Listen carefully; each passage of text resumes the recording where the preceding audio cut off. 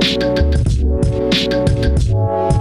is another episode of UFO Garage.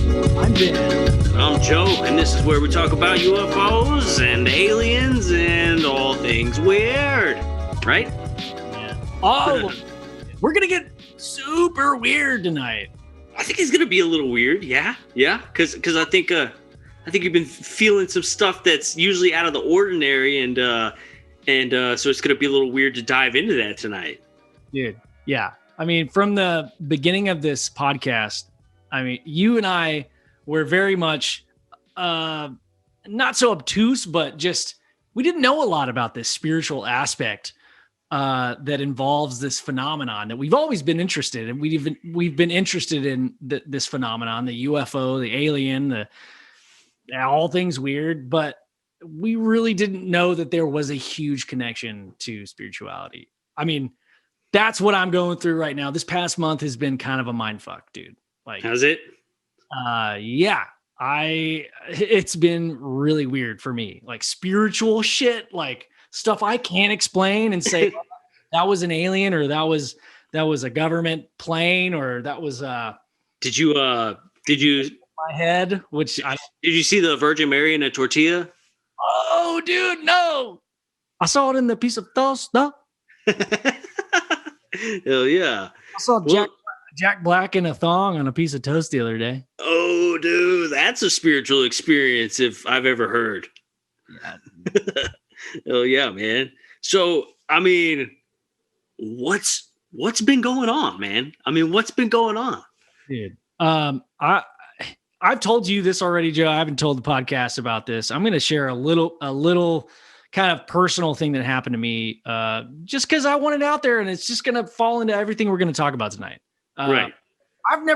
Let's just mainly set some ground rules here and maybe set some expectations. Okay. I'll ask you a question. Have I ever said to you, Joe, which is one of my best friends in the world, I only talk to you about aliens and UFOs, really. Have I ever told you that I've had an experience like that I've been abducted, or like I've for sure like been abducted or saw an alien? Have I ever said never? Never. Oh, that I would never joke about that, right? Right. Or make that shit up because it's fucking terrifying. And I don't know. As a matter of fact, we've spent more time talking about how they better not fucking show up. Like, we've seen some weird shit together, but yeah. I don't think we've ever talked about like, oh, dude, I was fucking abducted last night. Like, no, never done that on this podcast. If you've been listening to this show, talking to the viewers or the listeners now, like, that's not what we're about. But the story that I'm about to tell kind of, and I'm not going to go into too much detail, but Joe, you already know. So I guess I'll just tell it really quick because it's kind of leans into kind of most of the stuff we're going to talk about tonight. Yeah. And then it has to do with the spirituality stuff. It has to do with a lot of synchronicities that are happening. And I think both of our lives, one being this new movie called Soul that Disney just put out. Dude. Yeah.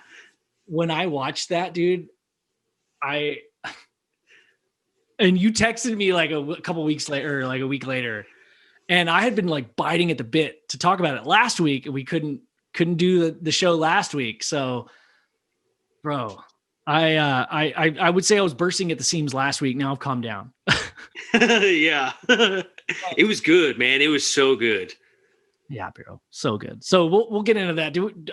I guess I'll just go straight into this little story before we start into the spirituality stuff. So let's hear it, man. Let's hear it. So as most of you listeners that have been listening to us for a while, Joe and I have embarked. We met this amazing dude named Eric Mitchell last year at this conference.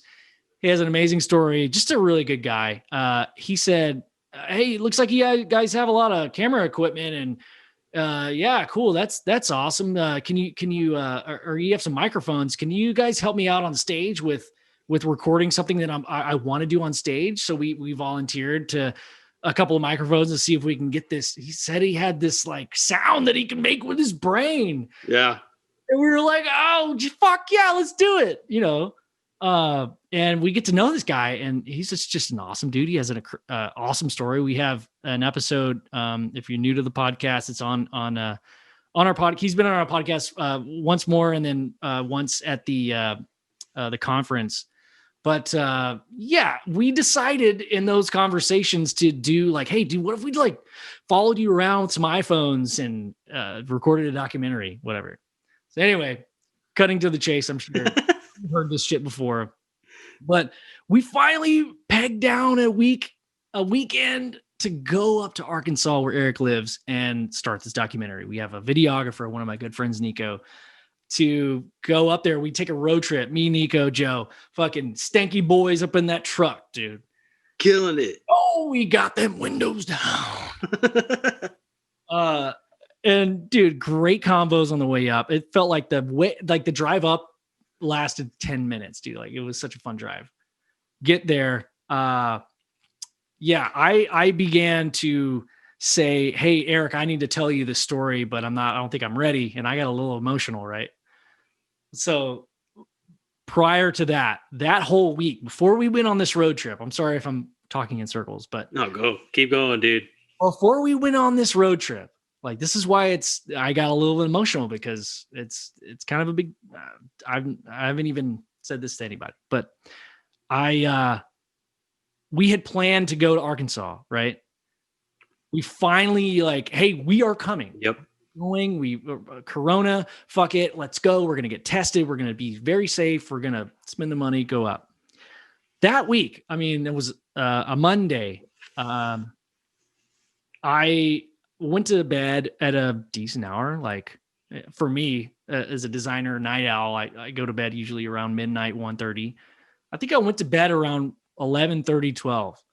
I wake up in the middle of the night, which was about, I remember looking at my phone, it says 3:50. It's like almost 4. And from my bed, you could see this window through my bathroom. You could see this really bright street lamp it's a new one they just put in. It's very bright. So like, I'm very aware, like I'm just pissed off because I'm awake. Like what the fuck woke me up? So I know that I'm lucid, whatever. And I've had like sleep paralysis. So I know what that feels like. And that's what it was. I can move my phone, looked at what the fuck time it was, put my phone back down, and I just lay back in bed. And I just really wished I could go back to sleep. And I just started thinking about just shit that I said when I was in 8th grade that I'm really a bit embarrassed about. And like, shit like that. Yeah. Shit we've joked about. And all of a sudden, man, it's so weird. I can't describe it. And I'm not saying I never saw a creature or some alien in my room or a shadow. I never saw shit. I never saw weird lights. The only weird light was that street light, which my fucking window every night. Right. Know what the fuck I saw. But dude, I can't explain it. I just had this idea and this thought. It was like I wasn't hearing someone else's voice. It wasn't my own voice, but it was like I was being forced to think these words. And it was like verbatim, you are a light bringer, you bring the light. And at the time, and it was just over and over and over and over, and I couldn't stop it. And I was, I guess, too afraid to like open my eyes and like look around and wonder what the fuck's going on. Like, this is weird, right? Crazy. Yeah. So that happened. And it actually I actually started to think about it as I'm regurgitating this over and over. And like, that's actually really soothing. Like, hey, you're fine, dude. That's what I was like, stop worrying, stop being anxious about shit you said when you were a child. Like literally you're still learning. Yeah. That's the message that I got from that, is that you're still growing. Like everybody from one day to the next, you make mistakes. You're going to make mistakes.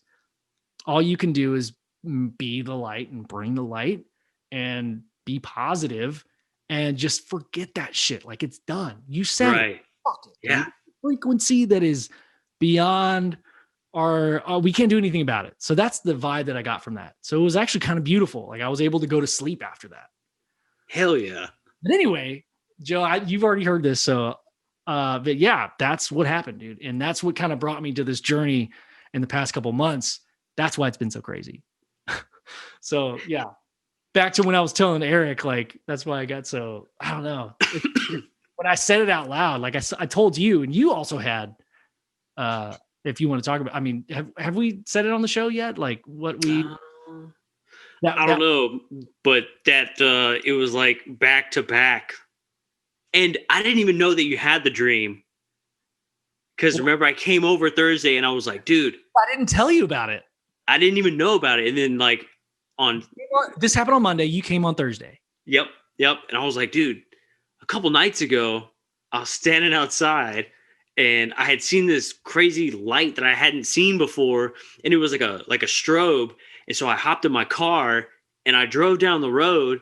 And turns out that the water tower in town put this new blinking light on top of it. And it was just close enough to where I could see a reflection like off the trees. So I was like, that's weird. I had never seen that before. So I was like, whatever. Okay, that was cool. So I come back home. And as I come back home, my wife is standing outside. And I just so happen to look up. And there's a big ass orange ball flying directly over where I'm standing. Like big. I mean, we're talking like, I guess I explained it like if you hold out a pencil, it was like the size of an eraser, maybe a little bit bigger. Exactly. Yeah. It had no blinking lights. It had no sound. I took a video, and in the video, you can hear me say like, that's probably just a satellite. Because in my head, I'm thinking like, I know like where the air traffic is that goes over my house. I mean, there's two airports. There's an airport, a small, little private airport. And then there's the Austin airport that's, 40 miles away. So, I mean, there's air traffic. Yeah.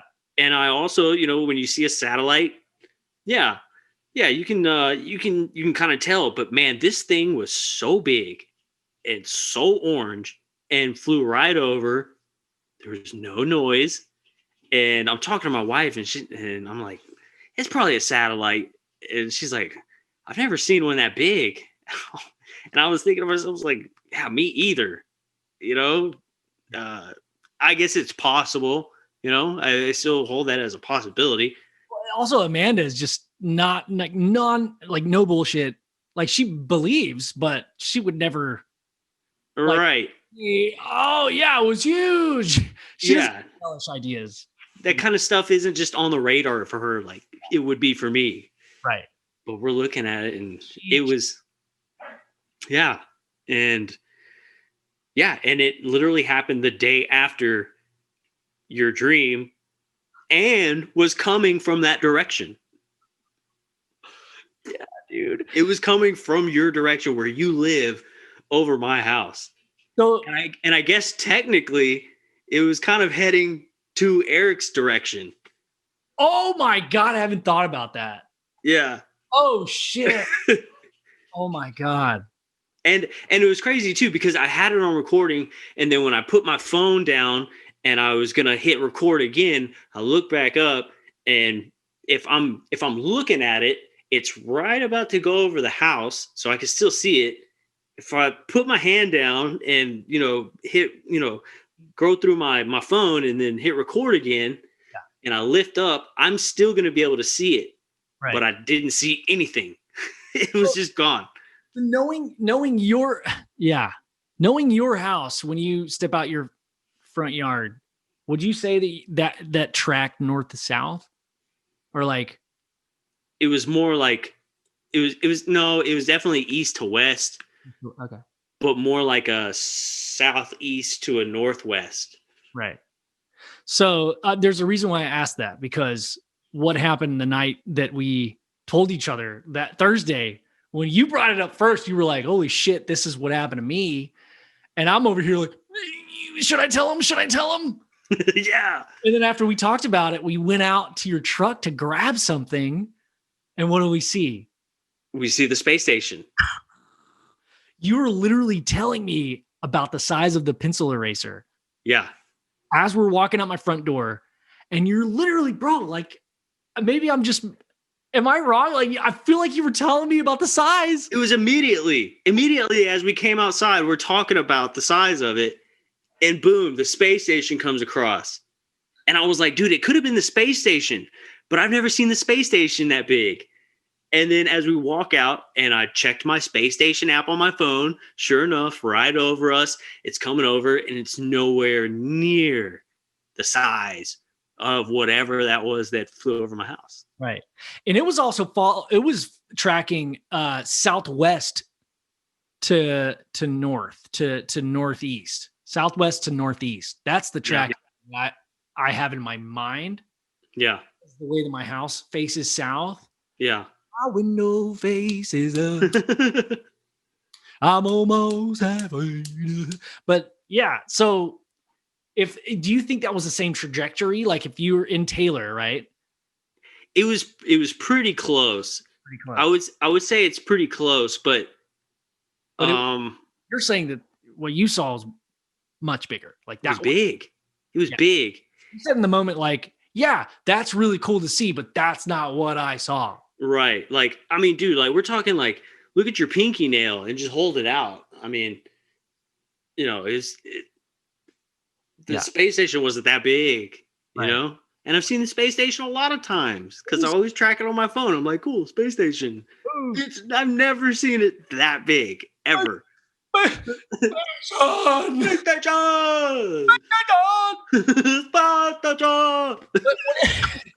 it looked like was like back before the convergence of Saturn and Jupiter. Oh yeah, looked like Jupiter. That's how bright it was. The space station, pretty small, but also the brightest star in the sky. That's what the ISS looked like.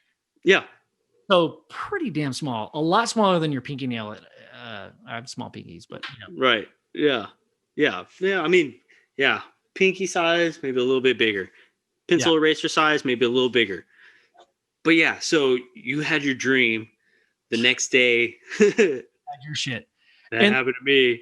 And dude, like, I was like, the reason I didn't call you up, like, is because I felt like, hey, if you tell somebody it's real, that's honestly like, that's what I was going through. Because I still to this day think that I was having a dream and I had this lucid moment and I was just in between dream state and reality.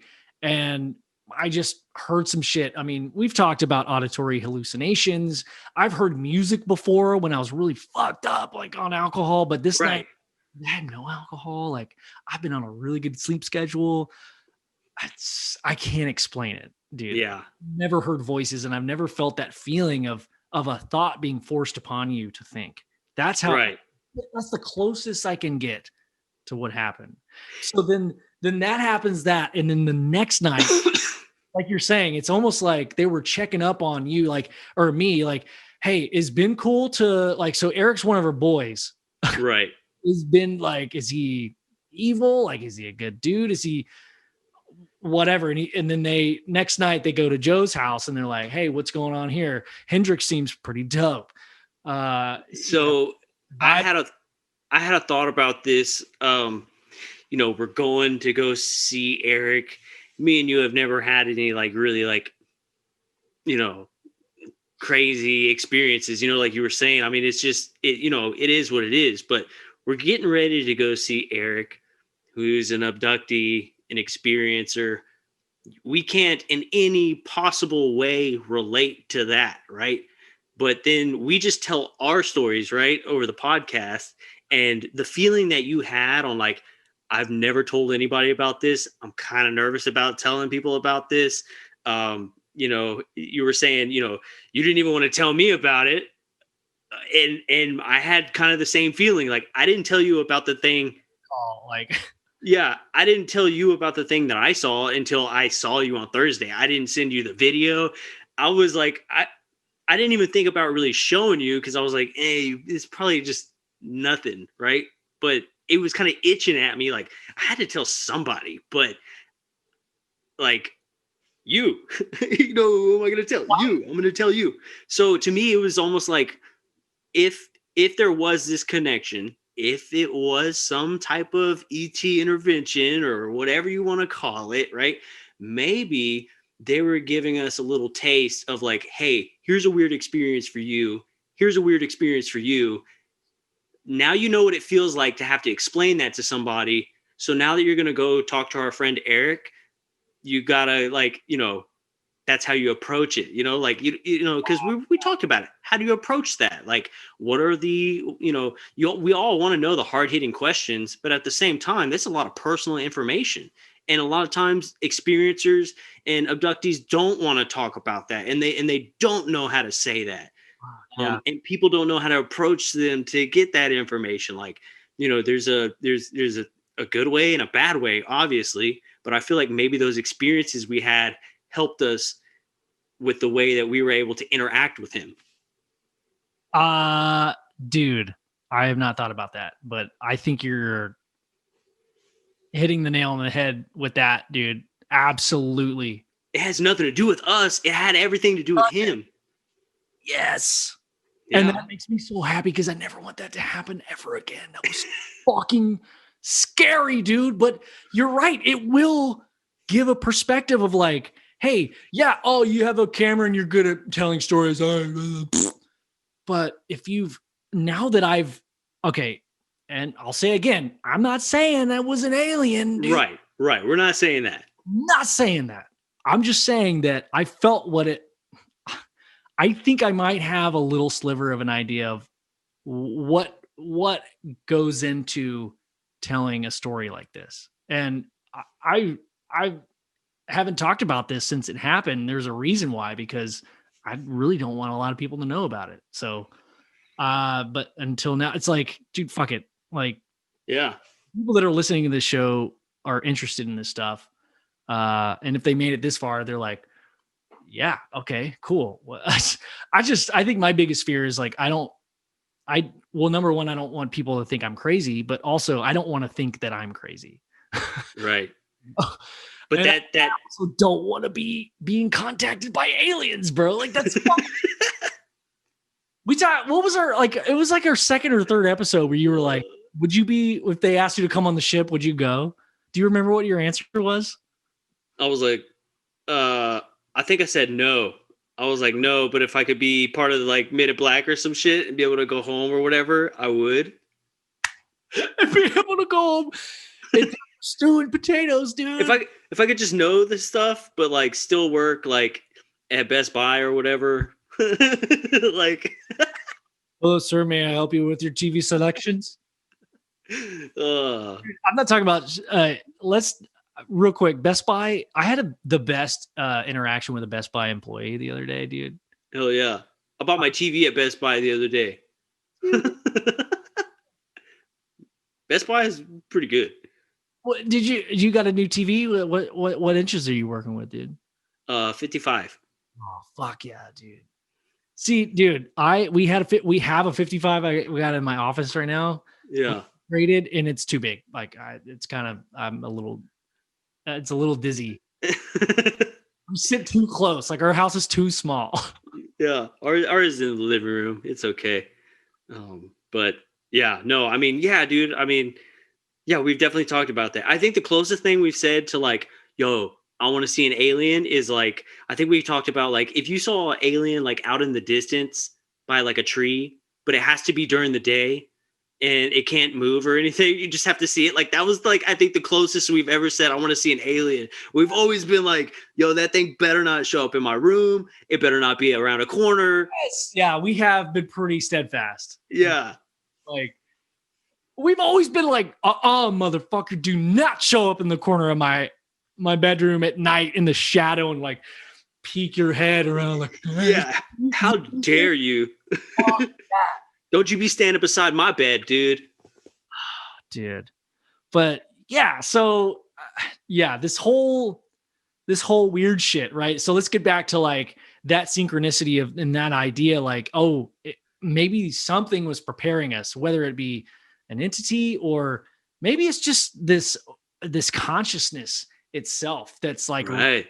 it's writing our journey and knows that this consciousness knows. And I'm talking about like this, when I say consciousness, I'm thinking about like a fart cloud of light, like all kinds of rainbow light. That's what I picture. Like, like the guy from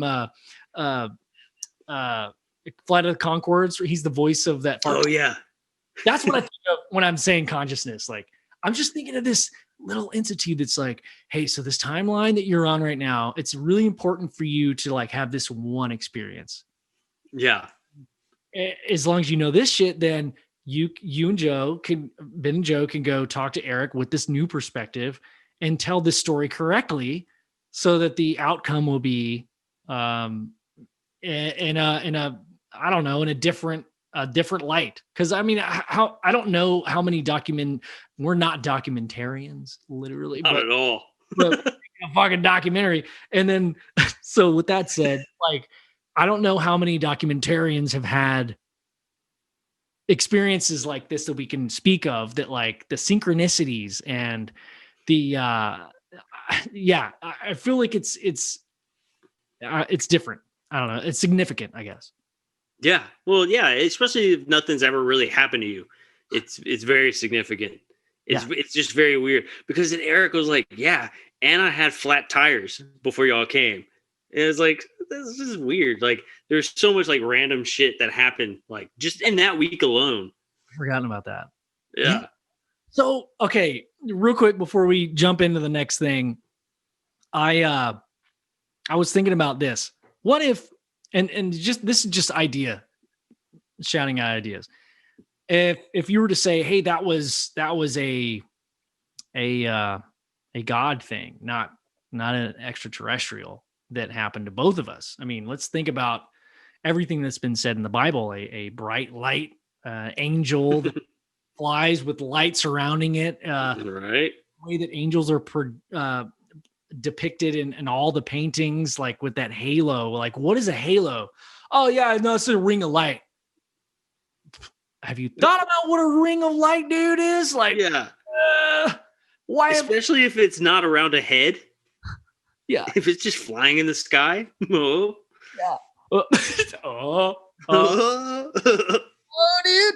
Connecting those dots. I'm open to that possibility too. And that's what I mean. I think that's probably the best segue into the spirituality stuff that we kind of want to get into, is that doesn't have to be either or for me right now. Like, that's right. The space that I'm at. And I think you are too. Like, I think there's enough bipartisanship around the world. Like, can we not just say that aliens and God could possibly, like, the spiritual realm is a lot more complicated, and then we're such simple-minded creatures that we have to put it in it's the left side or the right, like, yeah. Like, does it have to be one or the other, or can it be both? I guess that's the question. I want to move into that. Yeah, I mean, I guess if you're living on Earth, like in our density, maybe it has to be, but maybe that's part of the challenge of changing that vibration or density, if we're in that spiritual realm, of being able to move that left, right, black and white paradigm into a more gray area, a more clear area, maybe like an invisible area, like, who knows? Yeah. Left, right, up, down, X, Y, Z. Like, where is that? Can you escape that box? How do you escape that box? When you figure out how to escape that box, what does that mean? Dude, love that. So you said two things. Talk about dimensions. What do you know about dimensions right now? Not a fucking thing. Talk about it. Because I have in my notes, because we haven't chatted in a while, the 3D and the 5D has been coming up a lot in social media. And, I'm on TikTok. All my TikTok, dude, is just fucking straight up spirituality shit. And just, it's insane about, like, you would think that 10 people would watch these spiritual dimension, people talking about 3D, 5D, but there's like millions of likes and like, these people, like, they're reaching a lot of people with this information or right. I'm not saying it's like truth. It's just a cool idea that I'm really into now. And it's actually bleeding into some of the stuff that's happening to me in my own consciousness. So, like, maybe, I mean, what do you know? Like, what do you know about like dimensions and stuff, like the 3D, right? Yeah, I mean, dude, I mean, I guess I've heard people say that there's 9. I've heard people say 11. I've heard people say there's infinite. We just haven't found them yet. I think like current physics is up to like 11, I think is like the number, right? 11 dimensions or something. We live in this, this 3D dimension, which is another weird thing I wanted to say because you said you've been hearing 3 dimension and 5 dimension. What's wrong with 4th dimension? Why is nobody talking about it? Are those guys assholes? Dude, I thought the same thing. My question is, yeah, 4D, they just skip them because they're the guys that don't put their shopping carts up at when they go to HEB, the grocery store. Yes. When they go to Kroger, they don't put their shopping carts up. Those motherfuckers can stay in 4G and we'll just skip you. They're the people who yell at the cashier when there's onions on their burger and make a big scene. The 4D dudes are like, they're the people that complain about the deviled eggs being too spicy at Thanksgiving. Right. Too spicy. The 4th dimension are the vegans at Thanksgiving. Oh, shit. No. Okay. I love all the vegans out there. We're just cracking jokes here. But no, I think I might have an answer to that. I think I'm completely wrong, probably as well. But it is something that I heard a smart person say. And they were saying that I guess like the 4th dimension is supposedly. We would just regurgitate some other smart motherfucker said. And fuck it up. Yeah. It was like if they listen to it, they're like, "That's not what I said at all." No, we listened to somebody smart said, and then we put ranch dressing all over it, and then we, and then we double batter fry it. That's what we do. Oh my god, yeah. But okay, so if we live in this 3-dimensional world, they would say, well, we live in a 4-dimensional world because time is the 4th dimension, but time is linear, supposedly right now as of current state, right? Time is linear. That's the 4th dimension. But if time is just a construct of the human mind, if time actually doesn't exist, then does that 4th dimension have to be there? Does everything in the 5th dimension, are they actually the 4th dimension? What if we're making time as a conscious being? We're manifesting it, and it's like not fucking there, like at all. We're just right. Well, because I mean, we see that in the universe, right? I mean, time is just even on the space station is completely different than time on Earth, right? So yeah, time is different everywhere you go. Just here on this planet, we have this sense of time because we do it every single day and we can't go anywhere. But if you could go somewhere other than Earth, what does time matter, right? I want to focus on that really quick because I just looked up the definition of frequency. So I want to focus on that for a second because time has something to do with frequency because it's a measurement of waves, right? Well, it's the number of occurrences of a repeating event per unit of time. So a frequency. So yeah, that's how we think of things like frequency when somebody that I think all of us initially unless you're like super into, the existential definition of frequency, you think of like volume or sound and things like that. But when you say, oh, well, what's the frequency that you wipe your ass? Oh, well, that's twice a day. Yeah. So that's also, it's just a measurement. It's like how many times per whatever given unit of time does that happen? Yeah. So we're talking about people are just throwing out this idea of 3-dimension, 5-dimension. We're entering a new frequency, a new brain wavelength. Does that not mean to you that frequency that we understand only exists on Earth in the way that we perceive it? It's all about how we perceive it. It's all subjective frequency, I guess. So if you're an ant, you hear sounds and at a lower frequency because in relevance to your body and your antenna, or if they had ears, let's say, like they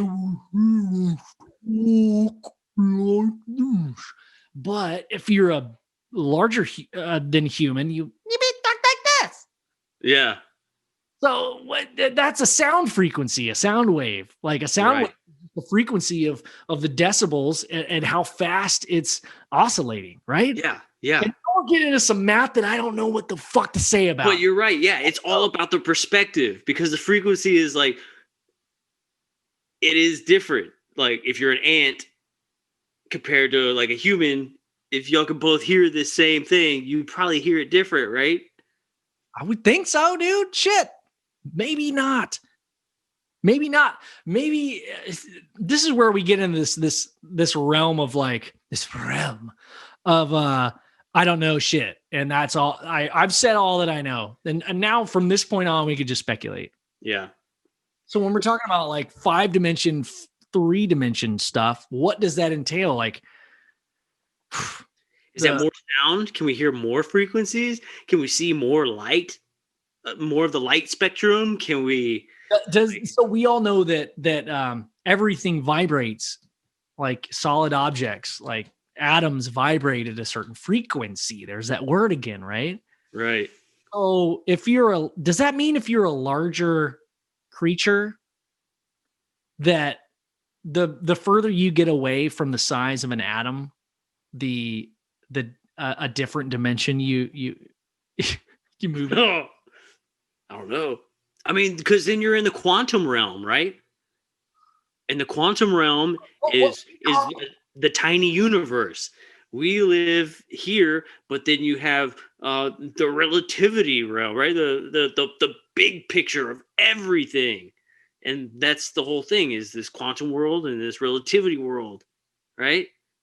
Absolutely. It's like the big and the small. And then, like, where do we fit into that? Is that relative? I mean, we're still relative. We're big and ant is small. You know, that's quantum realm. We're, you know. My aunt is my relative. Yeah. Your uncle, your aardvark. Oh, no. But so to your point, like, it is all relative. So when you shrink, like, just say that you shrunk down, does that mean you're entering, is the quantum realm anymore? Or is it just like here? You shrink down and then there's even, it goes even smaller. So that's like the quantillium realm. It just, to me, dude, yeah, it just fucking keeps going. It's it's a donut vortices. It's a torus shaped donut, man. And I think there's out of it. I think there's an actual like smallest size that you can actually get. I think there's like a measurement. It's the smallest thing that you could possibly be. I forget what it's called. But that's as far as we can measure. Yeah, I mean, I would guess so. Because we're only limited to our two. But I don't even know how they measured the smallest thing ever measured. I do. How? Peanut butter. Peanut butter? Oh, jeez. I don't think so. I don't think that's how that works. They made a regular peanut butter sandwich, and then they cut that in half, and then they cut that one in half, and they just kept going, dude.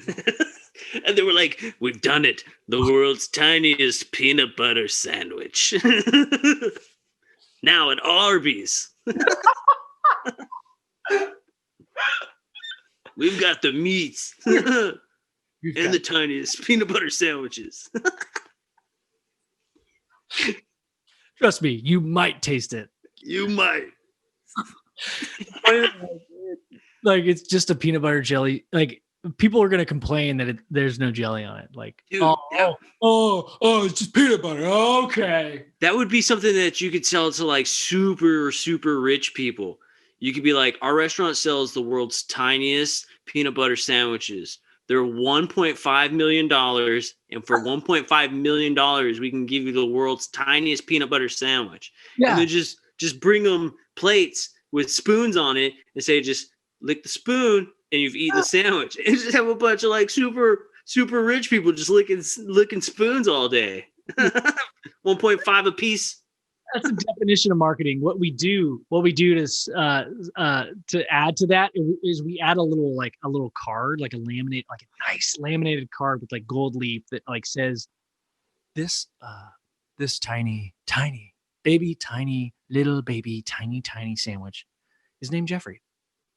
Yeah, give it a name. And like talk about its lifespan. Who's the artisan? The artisan is Joseph, and he lived a very quaint life in Spain for a multitude of years, where he studied under the great chef Montesquieu. You know, I went too far on that. All right, let's get back. Oh, dude, yeah, man. But like now, what that idea is like at Applebee's. Yeah. Yes. It's just a spoon with an empty plate and just Just lick it, and you've had the world's tiniest peanut butter sandwich. You know, and it comes with a medium drink. If you buy the sandwich, you get the medium drink for free. And then like a girl on rollerblades comes by with a little spray bottle and goes. You inhale it, yeah. Oh, dude, hell yeah! You can taste all 23 flavors of that Diet Dr. Pepper. If you want to take it home, we give you little Ziploc bags, and you just dump the spoon. No, at that point, if we're making $1 million, we give them the spoon. Here's a spoon. Babe, what is like 10 years later, like your wife or grandmother, you like pass it down to your grandchildren. That's the invisible peanut butter sandwich. Okay, Grandpa. Yeah. Yeah. Make it a restaurant with only like 5 tables, so it's super exclusive. Oh, fuck, dude. You know that restaurant would exist in Austin for sure. Yeah. Home of the tiniest sandwich, the peanut butter sandwich in the world. What if we started a restaurant where we sold invisible food? Dude, it would be recreating my favorite movie in the world, which is Hook. Hook. Yes. You're doing it, Peter. Play. Oh, man. Wow, we got off topic. Wow, yeah, pretty far. We were like all spiritual and shit, and then we were like, what about the world's tiniest peanut butter sandwich? Dude. We just had this like entrepreneurial like drive take over us to start a restaurant where we don't even sell food.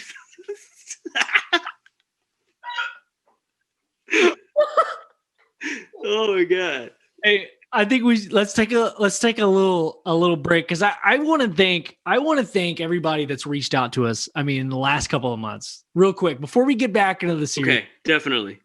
I man, like the support has been overwhelming, you guys. Our podcast, our humble podcast, started almost 2 years ago. It'll be 2 years in June. A year and a half ago. And dude, we've met so many great, amazing people. Our UFO Garage Podcast group on Facebook. We've just created such an awesome community. People reach out, they post shit that we talk about in the podcast. We get emails from people that like luckily no one's like, hey, you guys should stop and die. Most of them have been like, hey, thanks for talking about weird shit, man. Like, I thought I was the only one. I just randomly searched on my podcast app and found you guys, and you guys resonated with me, dude. Like, that's so good to hear. I feel like I'm stroking our own ego right now, but I love it. I feel like that's something to say, you know. It's been a great year and a half. So I just want to say thank you guys for listening to the podcast. Yeah. I mean, it's cool to like just make people feel good, right? You know, without the expectation of like making anybody's day, you know, when you just do it, it's like, it feels good, you know. They're like, just that's how it started for us. We were like, yeah, it feels good to talk about this shit. And then we happen to, you know, talk about tiny fucking peanut butter sandwiches, whatever. But the fact that it can, you know, influence other people, like, dude, Bob, you know, Will and Micah, they were like, yeah, and they're so good at what they do now. Like, I know, you know, we haven't even thought about doing a podcast. We listened to you motherfuckers and said, oh, well, if they can do it, we can. Yeah. I love that, dude. And then, What If Tomorrow podcast, those guys were like, shit, man, let's just fucking go. And Let's do it. There's such good people and they have such awesome things to say. Like, Yep. And also we're doing a panel soon. I forget which date it is, but it's coming. Oh yeah. It's going to be, it's going to be with What If Tomorrow podcast, and Bob podcast, and Gary Voorhees. We're going to do a little disclosure talk, I think. So that's going to be cool. Y'all stay updated on that. Yeah, well, I guess we'll keep you updated on that. But we'll do it. I think we'll do it live on Facebook. That's when we'll do it. The live thing. I think that'll be cool. But so before we get back into shit, I just want to say thank you, Larry.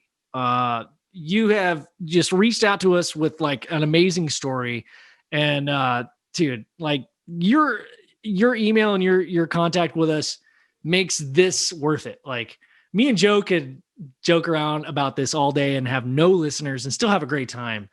It would be less frequent probably, but have people like you that just say thank you and like reach out. UFOGaragePC@gmail.com. If you guys feel the same, like, hey, Larry, thank you so much for reaching out, dude. Like, yeah, we love the interaction for sure. Seriously, yeah. And if we don't get back to you right away, we apologize. It's becoming, quite a bit. So, and it's awesome. I love it, dude. Yeah, but that one for sure. Just like I was like, oh fuck, these. Like there are people in this world that are listening to us talk like idiots, and they're like, got something out of that. Yes, dude. Oh man. But so and also John, dude, thanks for reaching out. We're gonna talk about that shit a little later. The laser shit. Any ideas? So John reached out to us like, hey, with a topic that we should talk about, and it was actually like fucking amazing. So yeah, it was a really cool topic. Yeah, if we can get into it a little later, like that'd be awesome if we have time. But if not, we need to dedicate a whole episode to that, like you were saying.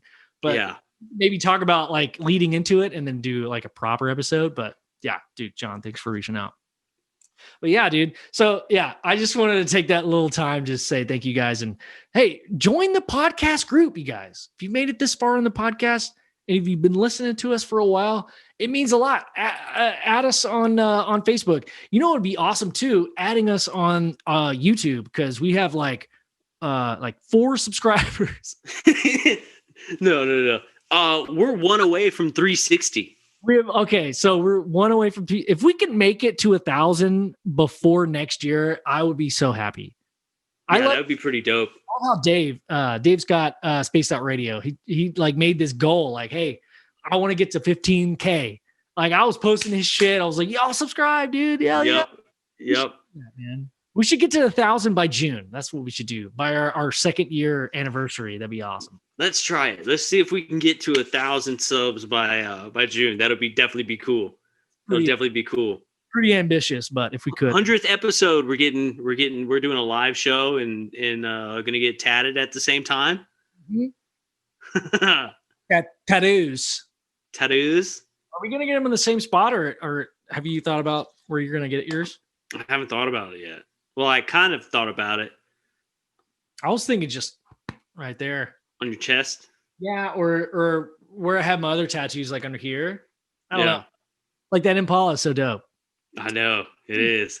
Speaking of Impalas, while we're on the train of like talking to people that listen to the show, Lewis, you know who you are. What's up, buddy? You're fucking all-star at the group. Reached out. I don't know if he reached out to you too, Joe, but he was like, dude, I'm a part of like some car groups that are like just interested in all kinds of cars. And he was like, dude, y'all should do some other, you know how we did the zero down, zero APR shirt? Yeah. Or, you know, something affiliated with a car. He was like, dude, y'all should like do other cars. Cause like the Impala is cool as shit. Like that's dope, but it'd be cool if y'all did some other cars. People might be interested in it. Yeah. That might be a cool little thing to do. I think it'd be dope, dude. He sent me yeah. illustration thing that's pretty cool. It's like a vector thing. Oh, dope. Like we're not a car thing, but like our name is UFO Garage. So yeah, it works. Yep. And all ETs have different craft. So why can't we have different cars? Exactly, dude. I mean, it only makes sense. Exactly, dude. Exactly, bro. Exactly, bro. Exactly, fool. The amount of times when we said, "Hey, fool," in Arkansas, "Hey, fool, Nah, fool. fool." Oh, dude. Hell yeah. All right. So, okay. You want to get back into that? Let's do it. All right. All right, so we were talking about frequencies and not really even religion, but the idea of what we think to be God and what we think to be aliens or UFOs. What significance has that? I mean, maybe this is just a question for you, Joe. Like, is there a connection? Can it be both, or does it have to be one or the other? Because I've talked to both sides, both people that feel very strongly one way or the other. I think I definitely feel the possibility of them both existing. The hard part is that we're still just kind of making up what that is, right? You know, like if it's God or aliens, we don't know. Like we just don't know, you know? And if we're talking about the whole dimensional thing, like I guess it would make sense. Like if there's fifth dimensional beings, then yeah, sure. Why couldn't there be ninth dimensional beings? Why wouldn't there be 11th dimensional beings? Like, and they just get more and more badass as they go up. So like, I mean, where do you stop, right? If there's infinite amount of dimensions, then is there an infinite amount of Badassness. badassness? You know, like What would be more badass than right now for you? I don't know. Like we could come up with earthly things that are like someone from a different dimension would be like, that's all you can come up with? yeah. Like, we're like, but I can fly and I'm like made of like light and I'm fucking super cool and I can really fast and I can go back and forth in time. And they're like, that's all you could think of? They're like, yeah, big deal. We do that all the time. Yeah. So with that said, Joe, you just like sparked an idea in my head.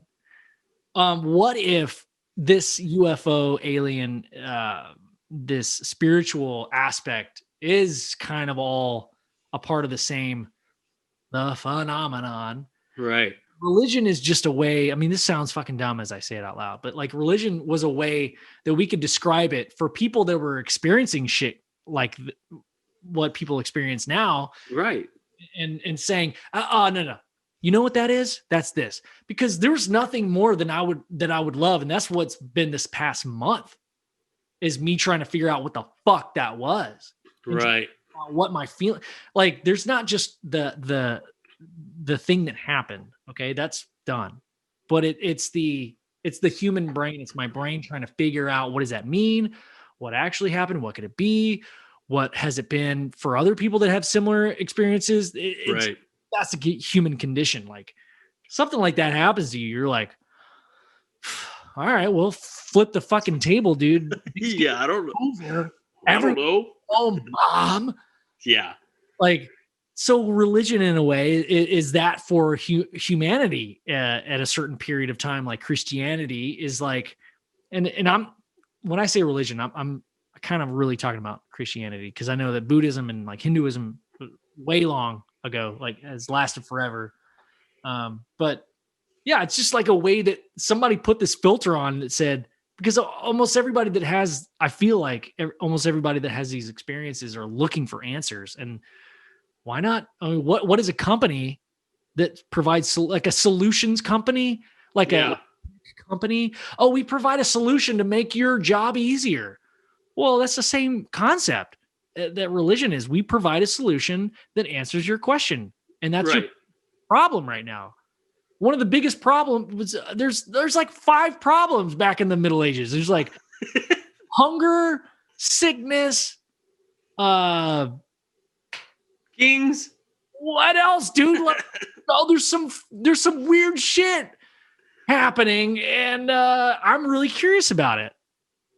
I'm sure there's more shit, but like I'm talking about root problems that a solutions company would solve. Right. Water, shelter, comfort, warmth. And then it's like, oh, there's this other thing that's like no one really talks about that everybody's really kind of focused on at the back of their mind. Oh, this thing comes along that says, you know what? Yeah, it shouldn't be in the back of your mind. It actually should be the front of your mind. The forefront, yeah. Very important. And we provide a solution also for $19.99 a month. Yeah. Yeah, dude. I don't know. I don't know. It's such a crazy concept. Like, to me, that's one of my biggest questions is like, it's always been like, okay, so once we figure out like maybe this alien stuff and this God stuff, like, then what?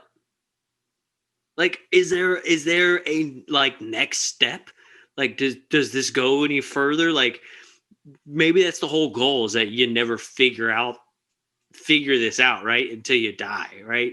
Or do you already know it? Do we all like internally, like instinctually already know like what's going to happen, before we're conditioned to think a certain way?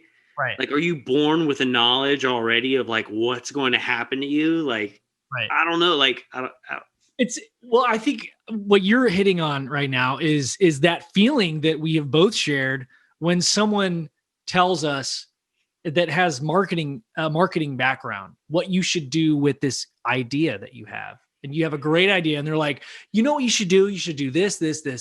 All right. I'm a consultant. If you actually want to implement on these ideas, but when you're listening to these ideas, you're like, yeah, that sounds fucking, yeah. Well, duh. Yeah. But you just never thought about it. Never thought about doing those things. It sounds so simple when you like write it out in bullet points. It's like, yeah, you do this and you do that. And you're like, okay, well, why haven't I done that before? Yeah. Would you have had that idea before the guy talked to you? No. Pay him money. Almost like that. It's like, I feel like what you're saying, if we get to the proverbial gates of the pearly gates, we're going to be like, oh God, oh no, I'm such a... Yeah, you're like, oh, this is exactly what I thought it was. Exactly what I thought it was going to be. Or does it only look like that because that's what your consciousness has perceived it to be your whole life? Dude, yeah. Also, everybody's heaven looks different. Nobody's heaven is the same. Oh, maybe heaven and hell aren't different things. They're just different perceptions of where they went after death. Okay. This is in my notes. Can we touch on this for a second? Yeah, totally. We're talking about the difference between heaven and hell right now. I've just come across so many fucking just bits of knowledge on TikTok. I'm a big TikToker. All my shit is like spiritual shit right now. And hey, you at least lie and be like, I got this from the encyclopedia. Don't tick it until you talk it, bro. Yeah, like I talked to some like shaman in Indonesia about this. That's better. That's better. This idea has been floating around, and I mean, that's where it starts, right? This like spark of an idea, and then you think about it, which I did, and I thought it was fucking cool, and I think I should talk about it right now. That's what I'm gonna do. I think you should as well. So the idea that heaven and hell, well, actually the word hell is kind of mistranslated in the Old Testament. The Hebrew word for hell has only been said like a few times, and there's a different translation for it. It just means, some of the translations just mean like the trash dump outside of town, like the strippers, not the strippers, but the prostitutes. Thank you. That have sinned and not have been nice, and they're like, fuck it, all I want is money, and like, hey, I'm just gonna give my body away. Then eventually they're gonna end up in the dump. That's basically what that line in Hebrew meant. But right. word kept coming up, and the word, the translation, it just means like hell just means like a trash dump, and they used to set their trash on fire, and they still do. I mean, I've been to Jakarta, Indonesia. Dude, every night they set their trash on fire. It's fucking stanky. So if we're talking about like heaven and hell being the same thing, are we sure that are we taking the Bible so literally that we're not considering that words may be or may not be translated a certain specific way? And if they absolutely are. I'm just asking, they absolutely are. They're totally twisted. They've been mistranslated.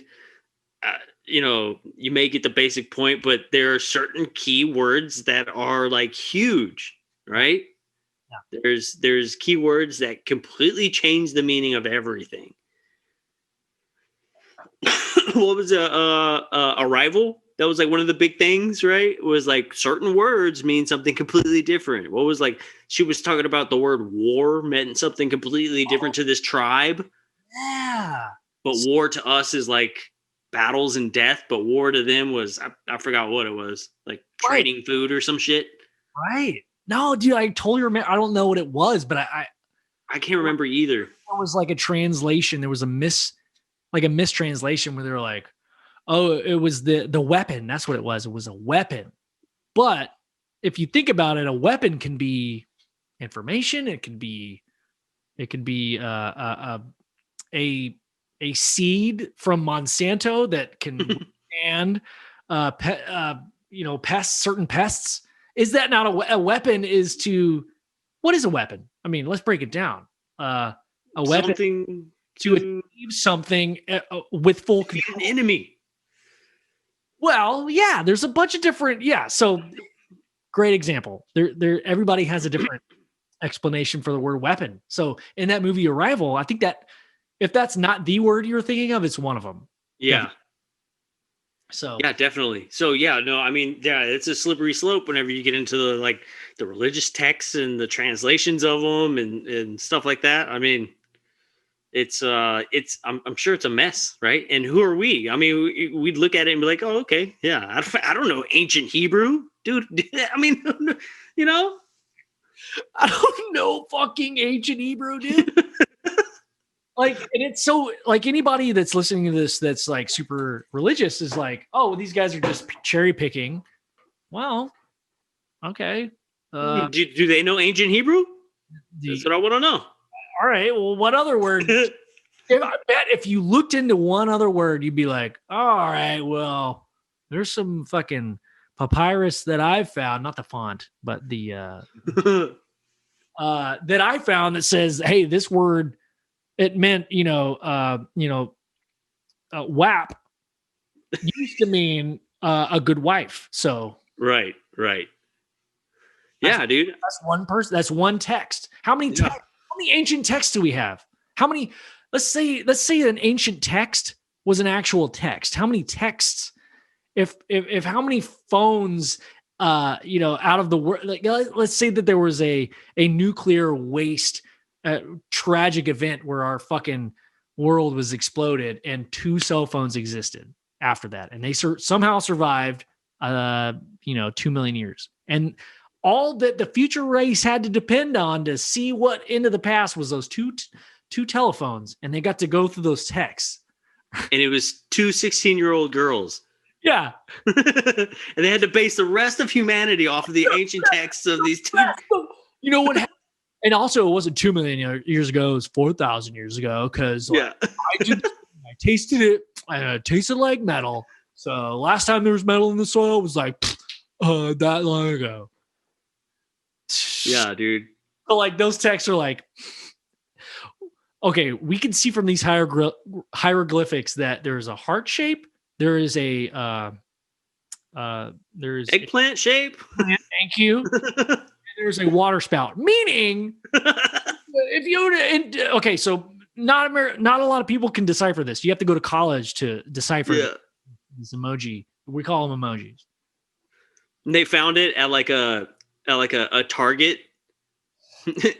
and they called it the ancient. Dude, Yeah.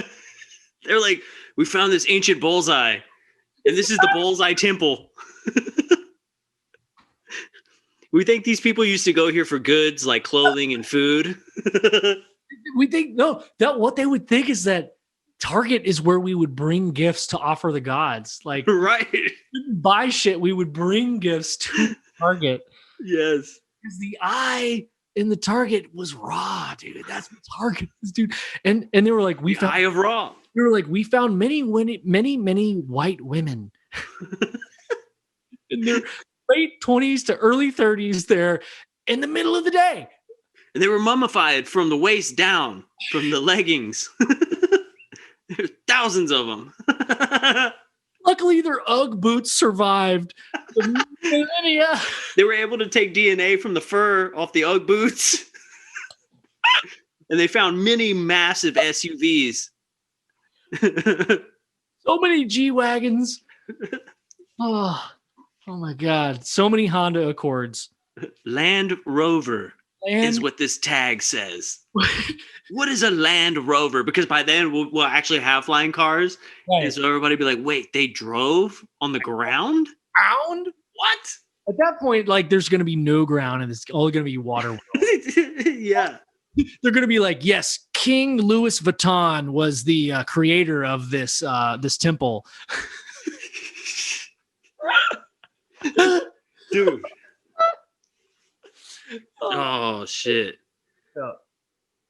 They would be like, Lord Walmart conquered the world. It would be like, Walmart. Walmart. The Knights of MacDonald.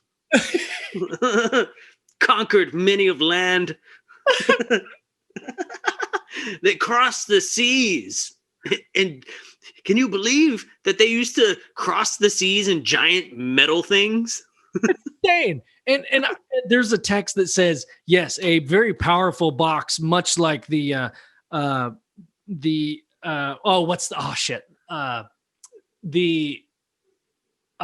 box that's like really powerful that if you look at it, it like burns you in biblical text. Oh, the Ark of the Covenant? Ark of the Covenant. It's like, thine jack and thine box. Yeah. Dude. Thine asshole will be thine shot out. They would think that the Amazon was all over the world because they kept finding traces of Amazon, stuff that said Amazon. They were like, these people, the earth used to be the Amazon. They write about it on everything. It was Amazon. Amazon. Yes, dude. Yeah, like what they're finding out, like Graham Hancock is finding out that like there's a link with all the continents. Like there's one link, like is what they would find. Like, oh, fucking, did you find this Amazon sticker? And, I found an Amazon sticker as well. If you do a carbon dating transcription X-ray CT scan, you could see happily the smile on the Amazon logo. So, yeah. So we could prove that this world was once a large civilization. Yeah, man. Pretty fucking cool. The Amazons. Fuck, dude. All right. That made me very happy. Hell yeah. You just figured something out there. Yeah, dude. I forgot what we were talking about prior to that, but so we were talking about spirituality and what's the connection between that and ET. And that's what, so I still want to gradually get into some synchronicities that I've been seeing on some videos I've been watching. Hey, before we get into that, we had talked about something a second ago about life and death, and one thing that we were talking about missing translations and religion and stuff. Okay, yeah. So the whole life and death thing, we always think about we're always thinking about what happens after you die, right? That's the big question. Like, what happens after you die? Well, if the idea is that your energy and can't be created nor destroyed, it's always existed. I kind of want to know where I came from. Dude, okay, yes. Like, you always wonder about where you came from, or what happens after you die. Where do you go? Like, where do you go after you die? Right? If your soul lives on past death, where do you go after you die? But Right. if it lives on after death, then it had to have been there before you were born. Where did it come from? Ooh, I love that. Yeah. So if you exist beyond death, then you would have to exist before birth. Before birth. Yeah. Think about it that way. Because if we're thinking about just energy itself, then it's never not energy. It's just yeah. like you're just being siphoned into this thing. So, dude, that plays perfectly into a lot of shit that I've been thinking about, man. Like, I'll say this. I'll start this out. I have never been more positive, and like, look, I'm a pretty open-minded dude. You could tell me something that'll change my mind, and I'm like, oh shit, actually, you just changed my fucking mind. Yeah. Right. Everything that I've been thinking, you know what you're saying you know that about me. Like, I'm pretty open-minded. I will, if it makes sense, yeah. I will entertain that idea. Oh yeah. I think you're the same exact way. If it makes sense to you, then there's a possibility. Yeah, I'll change my mind. I have no problem with changing my mind. So I've never. If you change your mind, that means you just like heard a better idea. Which why wouldn't you want the better idea? Want the better idea? Naihuas. So dude, I was gonna say I've never felt more strongly towards this opinion. And if you see a flaw in this, please tell me. If anybody listening, let me know if you have anything that contradicts this. But I've never felt more confident that after you die, your consciousness just goes back up to some other fucking source, dude. It's just, we're only here temporarily to experience what we need to experience to get to some kind of level. Some of us are here for thousands of years and they get reincarnated, but some of us are only here one or two times. And you get sent back. Now, those people that are here for thousands and thousands of years, I don't know. I haven't made my mind up. I don't really know that. Are they just some kind of lower energy level? Is there a lower frequency? Maybe it's that 3D energy that we're talking about. And then those people that get sent down that are a part of this 5G, let's say, I'm just saying numbers here. Right. What I mean is there's lower frequency people. Frequency is a level in a video game. There's lower frequency people that are, their consciousness is sent here to live out a life, and it's totally fucking random. Whatever happens. There's no, sometimes there's like something guides you in a certain way. Right. But you get sent down there to raise your frequency to a different vibration, and then now you gained a level. So when you die, you're like, oh shit, I move into that next. I wasn't such an asshole this time. Yeah. I don't remember, but it's all voluntary. Once you're in source and you're like, whew, all right, let's go another go. And you're like, all right, well, you're not going to remember shit you just did. Remember that beautiful wife and family you had? Yes. Is it worth it to go back down and forget everything? Well, based on like what I'm going to get out of this in the end, when I get to level 8, yes, it is worth it. Right. So does that make sense? Yeah, definitely. I felt more pushed in that direction. I'm not saying that I believe in it completely, but I've being pushed in that direction. Mm-hmm. Yeah.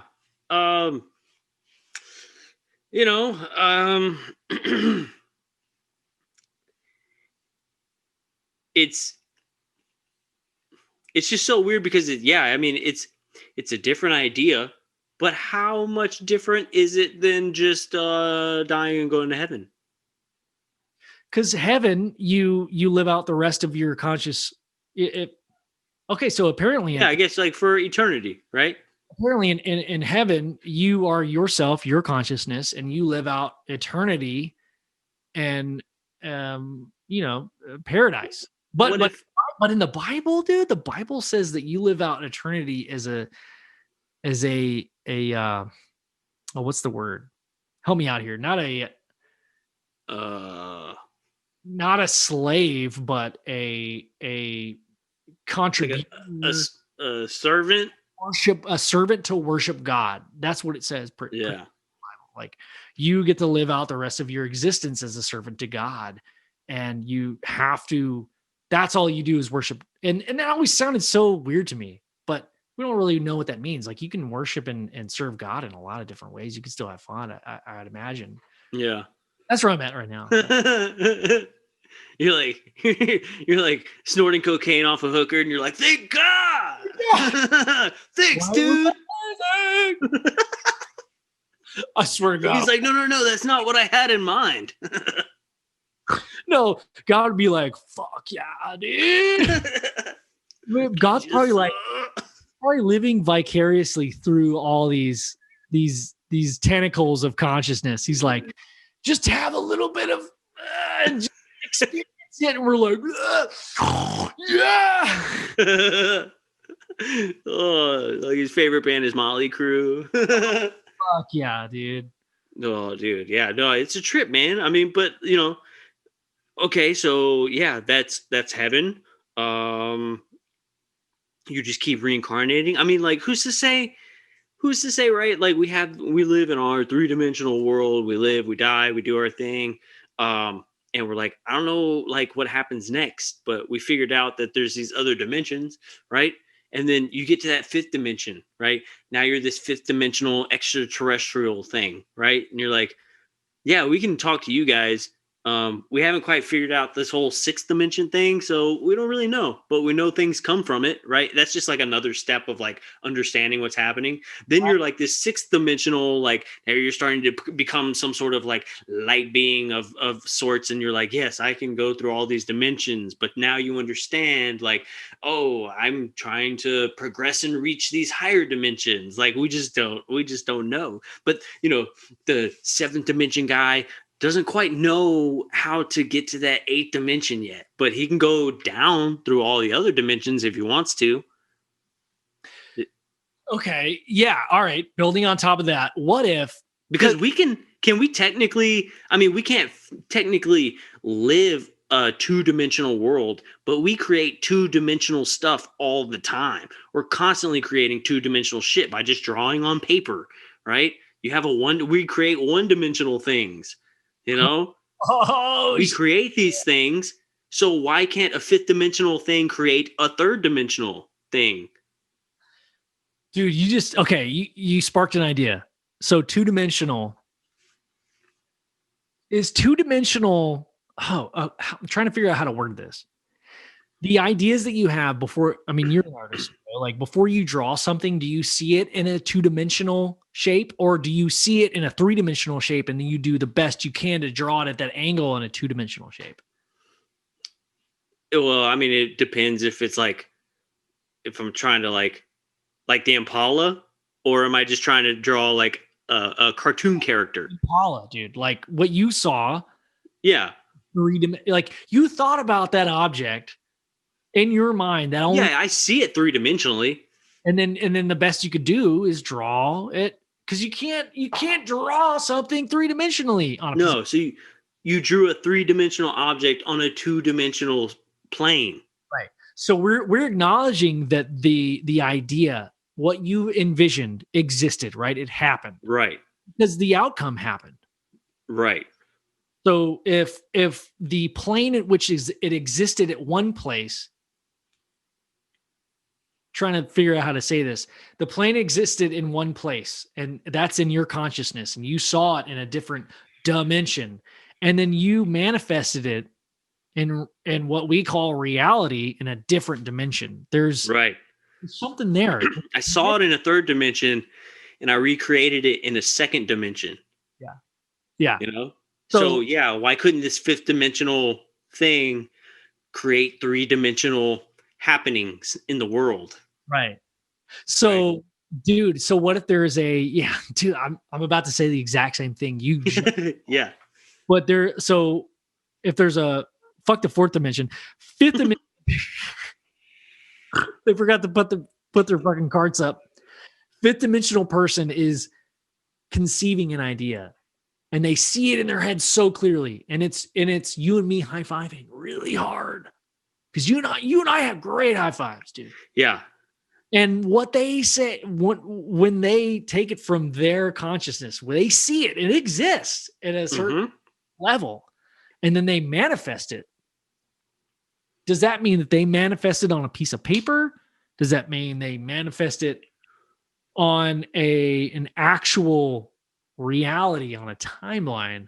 Well, now we're getting into like the aspect of like, okay, I thought of something 3-dimensional, so I drew it 2-dimensional on a piece of paper. But now with the advancement of technology, we can create 3D objects. And really, we're not going into like 4 or 5D, right? We don't know how to do that. All we can do is recreate 3D, which is our own reality. All we're doing is recreating our own reality and trying to make it look as real as possible, right? Remind me. So this is gonna be dumb, dude. But like, what's the difference between 3D and 4D? Because like, I get that there's like an X and Y axis, and then there's a Z axis. So that's 3 dimensions. What's the 4th dimension? That was supposed to be time. Okay, time is. So what's the 5th dimension? What does that mean? That's the question. I can't picture it. It's like they were saying. I think they said something about the like, hey, a cartoon that we've come up with a personality and a figure for you. Like, think of something. Like, that's how it feels. Well, like they were saying that. If I remember it correctly, they were saying, yeah, your 4th dimension is time, but time doesn't really exist. So when you move into the 5th dimension, moving through time is like if you were to climb a mountain and then come back down, you're actually moving through time in a physical way. Like time doesn't exist, but you can, like how if I wanted to climb a mountain, right, I would be at the bottom of the mountain. So I'm here. But if I wanted to go to like, the 1600s, I just climb this mountain and I'm at the 1600s. Like it's a physical movement, right? That you have. So there's no like restriction on where you go in time.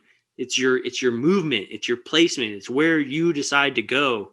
Right. That matters. It's not the linear aspect of time, right? So, and I'm completely butchering that. I know. No. In the simplest way possible. I think that's the way I'm understanding it. I think that's kind of how it's supposed to work. Dude, okay. So you just kind of like connected a couple dots for me. And this is I'm not saying this is a new idea. Like you're literally inspiring this as within this conversation. Like what if like just these higher dimensional people can just think about time travel and then they do it. And they're like, what do you mean? How do I explain time travel? It's like breathing to them. It's like, like thinking to them. Right. Then they're like, what technology are you talking about? What technology do you want to trade for testing your humans or starting this hybridization program? We have nothing to trade. All we have is like, we can transverse time and space, but like, what technology are you fucking talking about? Like, what's technology? We just think of stuff and it just happens. Right. Yeah, I mean, it'd kind of be like to us, it's like time, but to them, it'd be like, okay, so I'm gonna hop on a Southwest airline, right? I'm gonna go from Texas to, salty as shit.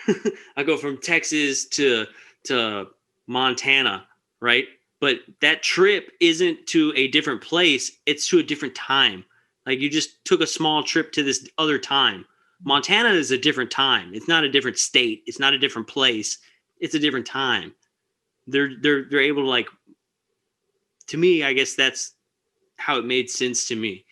Is how they explained it. Oh, that fucked me up. It's so hard to wrap your head around. Wrap my head around it, dude. I'm not smart enough. Yeah. I know. Me either. We have no answers. All we have is questions.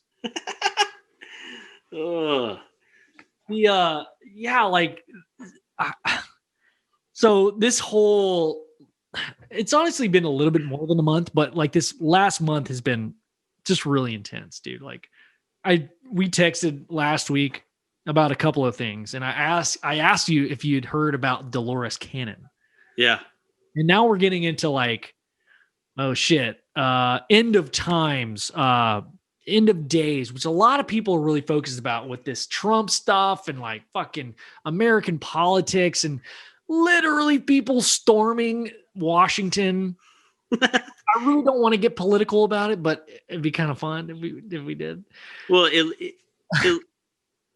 I guess it, you know, at least they went to the right house this time.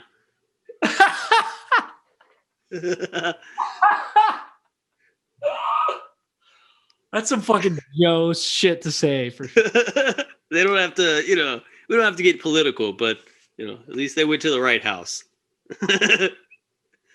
I want to go in because there's so much racism and like just, oh my God, there's so much to go into on that. But I really want to focus on just this kind of awakening of a lot of people right now. A lot of people are feeling like this is either the end of times or we're walking through the gates of heaven. I'm beginning to be more comfortable in the fact that I'm walking. I lean toward walking through a new, not gates of heaven, but a new lens, a new reality. I think I was doom and gloom a couple months ago, and I kind of fell into this like depression. Like I just had no hope. Right. After that experience, I'll tell you, bro, like my perspective has changed. Yeah. And it's weird to say. And that's why I feel so comfortable talking about my experience today. Right. Because I didn't know what to think about it until now I'm seeing the aftermath. Like it was scary and fucked up. But now I see like, I used to be such a pessimist, but now I mean, what do you lean towards? Like, what do you see? I think we live in the best time ever in history. I think it's just our constant consumption of information that makes us think that we're like in this end times, and like it's not. Like shit's awesome. Dude, shit is awesome. Shit's awesome. I got paid through the air the other day, like a paycheck. Yeah, it just showed up on my computer screen. Yeah, we have so much like time and luxury. We just talk about aliens on Thursdays. Like shit's awesome, dude. Like the doom and gloom shit's always going to be there, right? There's always going to be something. There's always going to be some bullshit. And that's what makes the news. That's what makes the ratings. Like whatever. You know how much good shit happened today? So much good shit that you'll never hear about it, dude. Yeah. You'll never hear about it, man. So much good stuff happened today. And I don't know any of it, like. Well, here's a good example. So of good shit happening. You know what the best karmic equalizer is? Doing random acts of kindness and not telling anyone about it. Yeah. Dude. And I would be ruining my karma right now by telling you what exactly I did. But just know that, bro, I like it has changed my fucking life. And it's not like fucking every day, but it just could be like saying hello to a neighbor. Yeah. Like, hey, oh, dude, I'm like not in the mood. I'm in the mood of something. And then you're like, you like recognize that. And you're like, oh, that's such a strong feeling I have. Why the fuck do I feel so strongly about not saying hi? That to me is a low frequency vibration that's trying to bring us down, dude. Right. On the same frequency as a lot of social media, a lot of the CNN media shit that is they're trying to push us through the gates of hell, man. And what we really need to do and what we really need to realize is that we're on the verge of the pearly gates, dude. It's in our Yeah, man. I mean, you see what's going on right now, like, and you look at the news and stuff, and it's like, you're like, y'all are saying the exact same thing about each other. The exact same shit. Like, remember when all the riots were happening? Everything that like one side was saying, and then like that side was like, thugs, we're gonna cause some ruckus. And now that side is saying the exact same shit they were saying like 3 months ago. It's like, you fucking simple-minded, like I'm not. I say that like you fucking simple-minded people, but like I'm not mad at you. You know, I don't blame you for falling into that trap. You Yeah. know, but just because I don't hold that against you or blame you for falling into that trap, it's like don't turn on me because I don't really want to have anything to do with it. You know, because like we said, there's so much good shit happening, There's so and much. I mean, people are so negative because they just hang on to that. They look at it, right? yeah, it's weird because like I think there was enough conditioning to where people really people really feel like Facebook is a projection of themselves. Yeah. Are we the only ones that believe like that's just a fucking website and it's like like Yeah. dude, no, if you don't post, don't go on Facebook. Yeah. I got into this little trap and I told you about this. I said something, literally my post was, I wish there was a non-political filter for Facebook notifications. That's my post. That Yeah. was a truthful. It's like one of the, I'm always goofy and like I'm making funny shit, like, or stupid shit on my own Facebook. And I said that one thing that actually like, this is kind of funny, but also I believe this. I wish there was a filter with like no politics. Yep. And then I got so much hate. People were like, yeah, just fucking quit Facebook. Fucking quit Facebook. I was told by the younger brother of one of my good friends.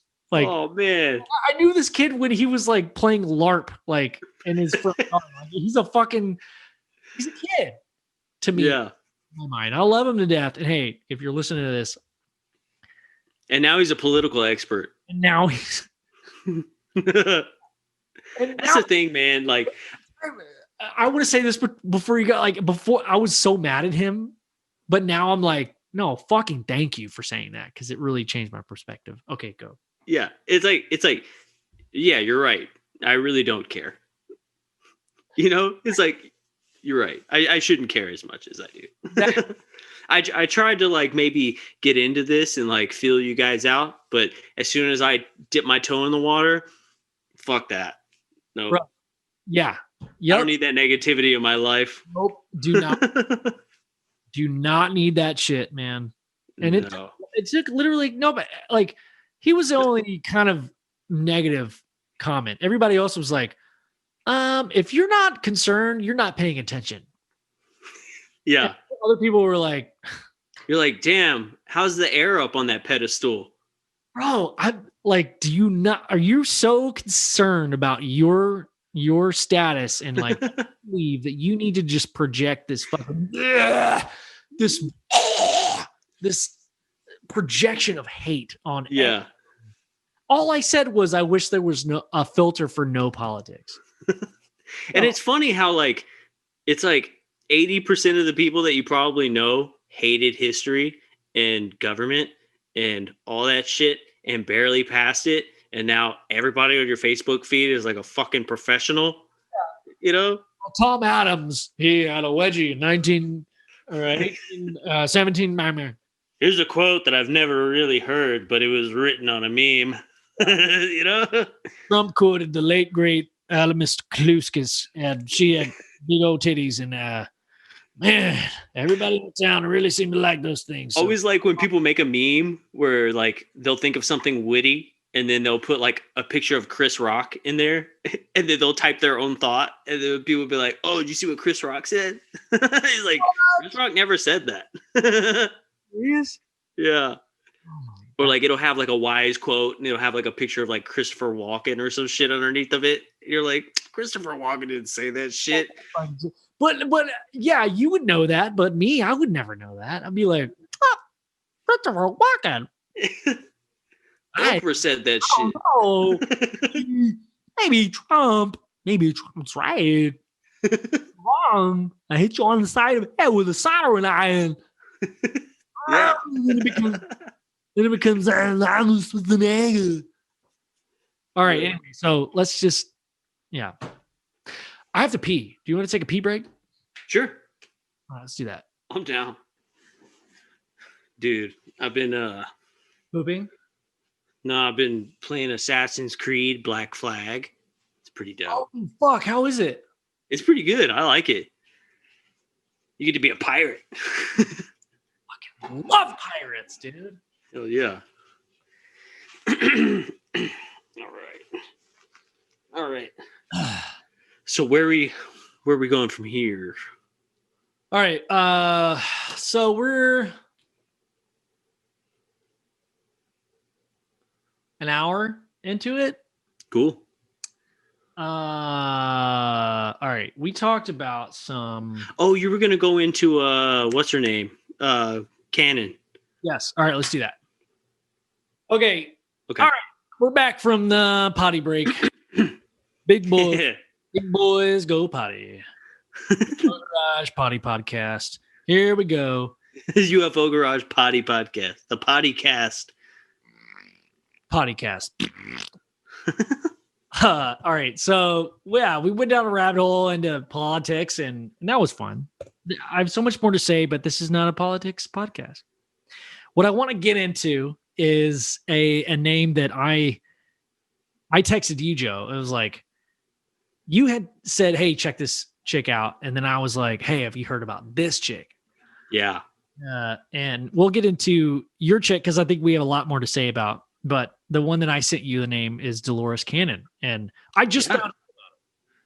So it sounded like you have known about her for a while. Like, well, tell me about like when did you hear about Dolores Cannon? Man, I can't remember if Lorian had talked about it. I think Lorian was talking about her, and I started looking up some stuff, and yeah, she does like the past life regression stuff, and like, I just can't believe we haven't even talked about her yet, because most of the stuff that I was able to find and all I've been looking for was just lectures on Dolores Cannon, and most of it is talking about transitioning between this lower dimensional consciousness to a higher dimension. Yeah. Like in like the phases and what you're going to experience. And that resonated so much with me. And that's why I told you, I was like, dude, this is the chick I've been listening. Yeah. Knew about her was pretty dope. Dude, so when I was looking her up, hold on, let me see if I can find it. Let me see here. Dolores Cannon. I had her right here. Let me pull this up. When you had brought her up again, I just went and looked at some stuff, and I went to go look at her books, and I saw this one, and it's called Jesus and the oh, maybe it is. I thought okay. And them nice sized nipples. Jesus, No. nice sized nipples. So I thought it said Jesus in the essence, but I'm reading it and it says Jesus in the easiness. And when I first read it, that's how I read it. I was like, oh yeah, Jesus and the easiness. I fucking love that, dude. I need to get that book, Jesus and the easiness. But then I was like, oh, I misread that. That says Jesus in the essence. But it doesn't. It does say Jesus and the easiness. Google that. Google Dolores Cannon and look at her books. Does that say Jesus and the easiness? Yeah, on amazing. Jesus and the easiness. I just read, literally just you probably incepted that, but yeah. Essesnes. But it's essence. Essence. Essesnes. Yeah. Essence. Essence. Essence. Yeah, like it's such a weird word. I don't even know what that means. Oh, Jesus, man. So Jesus and the easiness, bro. That's a cool band name. Awesome band name, dude. Easiness, dude. Oh my god. That's awesome. Yes. It's 12.79 on Amazon. Hell yeah. Paperback and illustrated. Enjoy the easiness with Jesus. That's what's up. That's what's up. So yeah, man. I mean, tell me what you found interesting about Dolores Cannon. I mean, I'm not like a a professional on her or anything, but I know who she is, and I get the work that she does. I feel like the way I prompted you is like how we normally prompt guests, like, so tell me about what you know about this thing. Well, yeah. no, it's like we should. So, what I was able to find out, like, you're the guest, and I'm also the guest. Well, the most of the videos are clips. Again, dude, I'm on fucking TikToks, like spirituality TikTok. Like, dude, I'm on TikTok like 1 hour a day, and I've really cut back. I'm telling you, really working on it. But yeah, like a lot of it is Dolores Cannon little clips, and what she describes is basically it's almost like a how to or an almanac for a person living in a specific time period, and that time period is not the 1720s, it's not the 1650s, it's not the 2000s. There's no year attached to it. It derives from a certain point in human existence where we go from a certain frequency, vibration, consciously to a higher frequency consciousness. And I mean, going back full circle back to that 3D to 5D shit we were talking about. Yeah. Talking about all kinds of like, okay.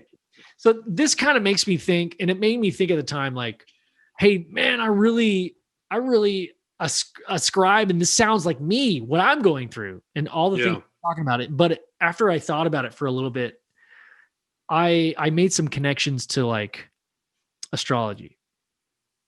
Where if you read out anyone's astrology, that's about the weather, right? Yeah, dude. About the weather, your belt. So like light farts in the evening and really deep stinky farts at night under the covers. It's called a Dutch oven, people. Will it wake up your wife? We don't know. Outside. And the humidity that you're about to emit from your butthole, dude, is intense. You need a whole atmosphere underneath your blanket in your bed. What if you eat? Dude, what if you like farted under your blanket and the next morning you woke up, there was little trees growing? Like created a whole atmosphere. It's like your own little biodome. They're like little bugs. But what if every time like tiny dinosaurs walking under your sheets? Before you wake up, every time there's a little microscopic envelope of an existence that are tiny little dinosaurs. Every time. But when you rip those sheets off, then all the atmosphere goes away. What happens to life forms when the atmosphere gets ripped up, man? They all die. They get sucked out into space. Fart space. Yep. That's what happened on Earth, kids. That's exactly what happened. That's what happened to Mars, dude. That's what happened to Mars. That guy that's fart ripped out. That's what happened, dude. And there's still a little bit of moisture, which is there always is. Yep. Dude, I hope Earth never loses its fart. We start calling the atmosphere fart. The fartmosphere. Way up here in the fartmosphere, looking at you, and I got you. Yeah. Yeah. Hell yeah, man. Bro, science, dude. Science, dude. We just created a fart world because science said it's possible. Farts are a more dense air, and it's also heat, and it's trapped in a specific area. So you're creating an atmosphere of fart every time you let those loose. Yep. It's a habitable zone for like extremophiles. Yeah, dude. Like water. Imagine them just going, methane. Plenty of extremophiles live off of methane. I know. Sorry, Dolores Cannon. Wait. I got a specific tone I want to admit. You feel that one? I heard you raise your frequency. I feel like this microphone gets a lot of those like low frequencies, and I don't really. Oh, dude. It's like a question mark. Okay, so I have a question. If we're talking, Are you question mark or question fart? question fart. So, okay, so if there's these people who like know this stuff, right? Dolores Cannon and all these other ones, if they understand like how this works, how come they're still here? So I had the exact same turmoil within myself over this past few weeks, and Right. I've come to a conclusion.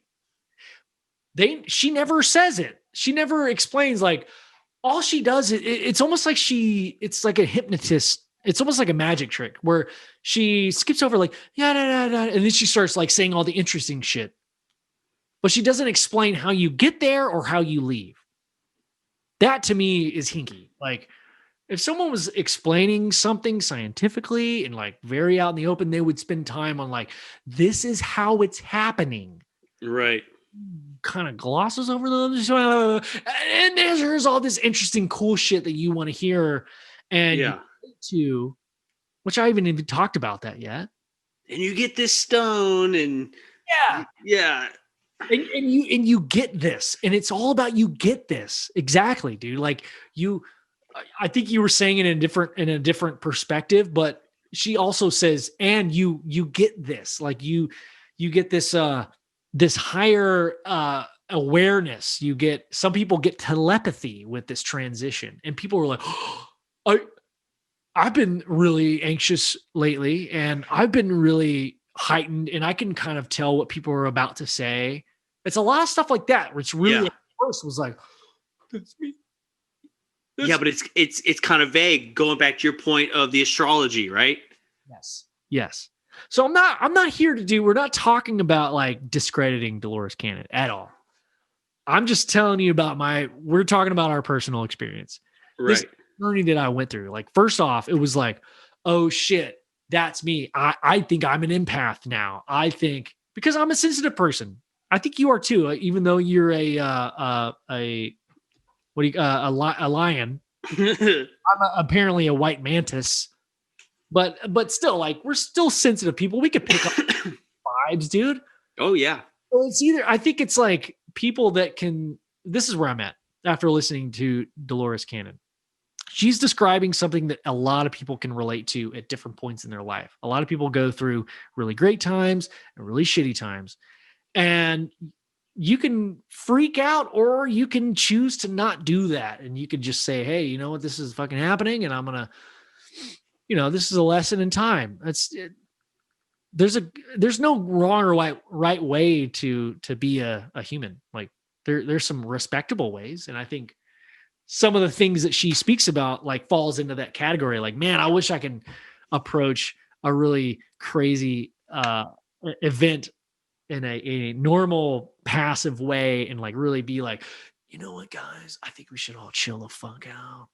But like, when you're in the moment, you're freaking the fuck out. So right. Anyway, if you're going, sorry if that was confusing, but so starting with why I loved what she was saying, and then transitioning into like really looking at what the fuck she was saying, breaking it down. Right. That's how it started. I was like, oh shit, I am in a very turmoil, a rocky part of my life. Like, I've started a new business. Like, I'm newly married. Like, we might have kids soon. I'm not making a lot of money. Fucking what the fuck am I supposed to do? Yeah. What's going on? And that's fucking normal. How many other people are going through that? Like, yeah, I know. Like, what else can I bury myself under right now? Like, honestly say like, you know what? I'm making enough money. Or like, hey, it's a perfect time to have kids. Yeah. Bring it on. Yeah. I mean, it's never a perfect time to have kids. You're never ready, dude. You just do it. Exactly. Fuck it. Yeah, we talked about that, and yeah, I hope you know that that's where I was coming from with that statement. Like, dude, I want kids, but I just want it to happen naturally. Right. Yeah. But yeah, dude. I mean, the whole, it's just that. It's just so weird because it's like, that new agey kind of thing, like always kind of like a turnoff for me. It always seemed like a way for like Westerners to take the Eastern religion and just like, like whitewash it a little bit.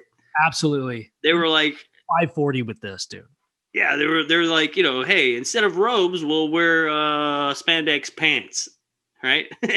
and we'll introduce crystals and like, I don't know. But then lemon. Yeah, and I never understood that, right? And then you hear crazy stories. So earlier when I was talking about like I wasn't sure like how to word what I wanted to say, well, seeing this stuff that like Dolores Cannon does, like talks about, and also seeing other people doing that as well. We listen to other podcasts, and one of the episodes that I was listening to was on Spaced Out Radio, and Dave Scott was telling this story, and it was about this lady named Samantha Mowat. Yeah. And so I was pretty interested in like what was, like I wanted to know more, right? And then so I dove into it, I got into it, and that's kind of what I found was this uncomfortable arena for me of like, I don't really know how to take this because I just don't know anything about it, right? So to me, it's like woo-woo kind of like, I feel like you're making it up, right? Like, that's why we watch this shit. Right. But then at the same time, then I heard Dave Scott on his show, on his radio program say, yeah, she took me into a forest and we saw extraterrestrials. Wait, hold on. And he said after 25 minutes of meeting her, they went into the woods. She took him into the woods, and they saw this is real life. Real life, and they saw extraterrestrials. And then I was listening to the episode where he was talking to her, and he was saying that one of the biggest regrets he ever has is not walking up to them with her. He apparently stayed behind. And so I hear this and I dive into it and I'm like, whoa, this is uncomfortable for me. But then I hear this story and you took him to just go see some extraterrestrials. Like, I feel like we need to describe, if anyone out there doesn't know who Dave Scott is, like he's a no nonsense dude. Yeah. Just fucking say this shit for views. Like he did not. He believes in his integrity and the honesty of what he has to say. Yeah. And that's what makes him great, is he's not there to embellish the experiences, Like I knew that Dave Scott was a good guy because when we met him, I didn't really know anything about him, but when we interviewed him, I really got to know the guy. And we had to like pry it out of him. Like, what have you seen? And like, then he told us about Carl. And like, it's one of the best alien stories I've heard. And honestly, it's like one of the, he's just fucking matter of fact. He doesn't make shit up. He's like, you know what? I felt like this love. And he's just like, dude, this is what I fucking saw. Yeah. Say it like that. I say it like that. But like, I heard these noises. I called a buddy. Yeah. This is new to me. I didn't know that the Samantha thing so Samantha takes him to the woods and he sees an extraterrestrial and decides not to walk. Dude, okay, that's very new. I did not know that. I didn't get too like in depth, like asking questions, like, but it happened. And he said extraterrestrials, like with an S, like multiple. What? So I want to know more of this story. Gotta get Dave on. But it was on his show. He's talking to her, and by the way, guess who just texted me back to come on next week is Samantha. So, ladies and gentlemen, we'll have Samantha on, and we'll have to ask her about that because I have so many questions. Like I said, it's not that I don't. it's not that I don't believe or don't trust that stuff. It's just I don't understand how it works. And I feel like there is this connection. I just haven't made it yet. I'd like to understand it more. So I want to talk to more people like that about that kind of aspect of things. Is it That's why our show works so well, Joe, is because we don't have to have that expectation to know that they're telling the truth or not. That's never been our fucking brand. Our fucking show is literally like, I want to hear some cool stories. Yeah. Talk to cool people that have had some amazing stories. You're the same. I mean, dude, like, you know where this thing is going. Like, Yeah. We're here to judge. We're here to break down some shit and take our, have our own take on shit like Dolores Cannon. Like, I feel like I left that in a negative vibe, but no, all the positivity. I mean, but if you're gonna break it down, you gotta bring up I also, like, what if this, or dude, half of me is like, yeah, how does she know? And she's able to, like, speaking about Dolores Cannon, how is she able to casually talk about, like, these are facts? Right. Maybe she does fucking know, dude. Like, exactly. So I feel like that needed to be said. Also, yeah, absolutely. Samantha, we're talking about somebody who has, and I've listened, you sent me a couple of her videos, and we mentioned this earlier, but I was like, hey, listen to Dolores Cannon. You were like, no, that's dope. I'd love her. Also listen to this chick. Yeah. So I started listening to Samantha over the past few days, and she's the real fucking deal. It sounds like it, man. I'm super excited to talk to her. Because I heard that story, and like I said, like I was like, I couldn't understand that last name, and I was trying to search for it, and finally, I found it, and I started looking through it, and I was like, wow. When he said it was like blurred or something. What's that? When Dave Scott said it, it was like blurred. You couldn't. Well, I couldn't understand, like, I couldn't understand the last name. Like, I couldn't figure out how to spell it. Yeah. And so I finally figured it out, and I was like, this is so dope. Well, I'm glad you did, man. Because, bro, like, those videos, like, we talked about this before the podcast, but dude, I cannot wait to ask her some very specific questions.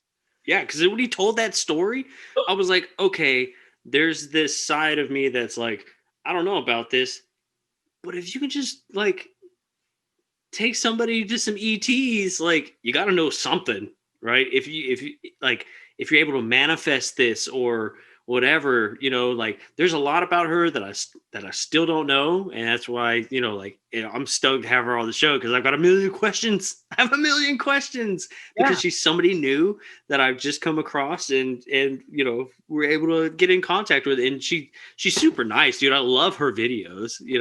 Same thing with Dolores. Like, some people just have that voice. Oh, dude, that calming, like, awesome voice. Like Vivian, they're like those kind of people. Like, they just put you on that right vibe. Absolutely, man. Like, bro, Vivian Chavette, when we did that interview and we were like freaking out, oh my God, did you get this vibe? And I was like, yes. Mm-hmm. Talked about it numerous times. There is something to that, whether it's a technique by, hypnotist or something. Maybe, I don't know. It's just fucking natural, man. It just happened. But Vivian Chavette was the one who really tilted the scales for me to be like, okay, maybe I should give this some credence, Yep. Same. She was the one that did it for me. Dude, another name that I wrote down was Metatron. Yeah. Another name that I've been seeing a lot. Synchronicity wise.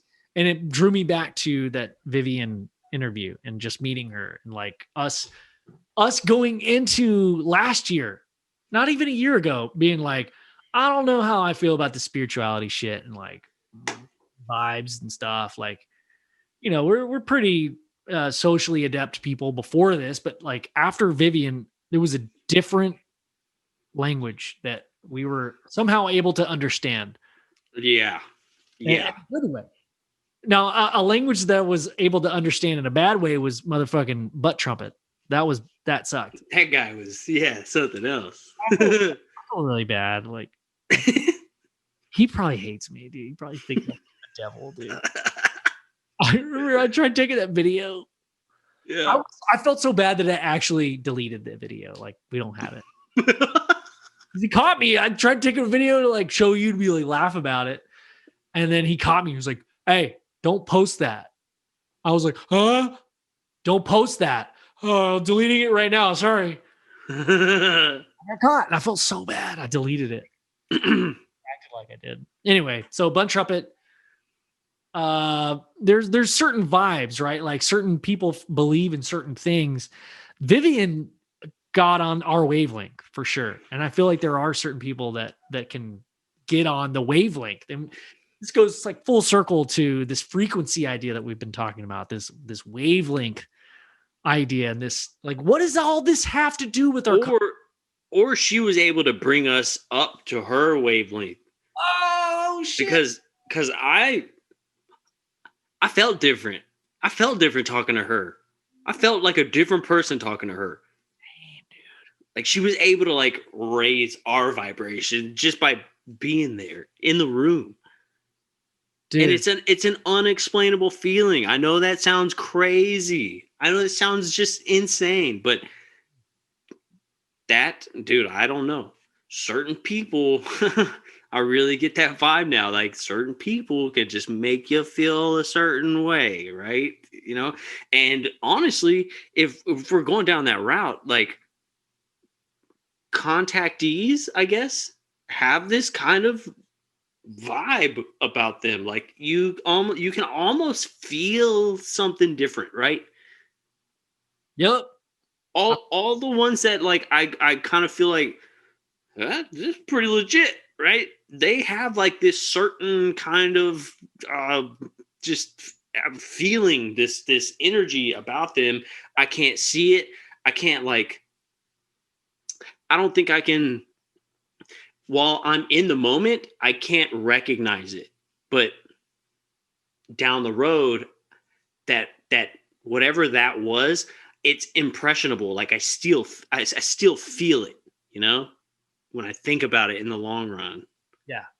Yeah. I think of it in terms of, I sometimes feel like almost not like a split personality disorder, but almost like when I'm very susceptible to other people's vibes. Like, I don't know what you describe that as. Like, I'm just being really hard on myself by saying that split person. I just made that up, but yeah, who the fuck knows?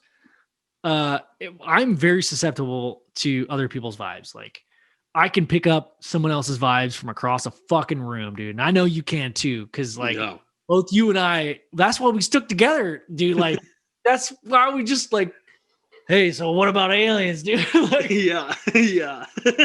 reason, like, and that energy will kind of cling on to you and like kind of make you think like, am I that person? Am I thinking these negative thoughts because of myself and that's the way I am now? Or is it just like some shit that some other people were just gasping in the ethos, in the epoch?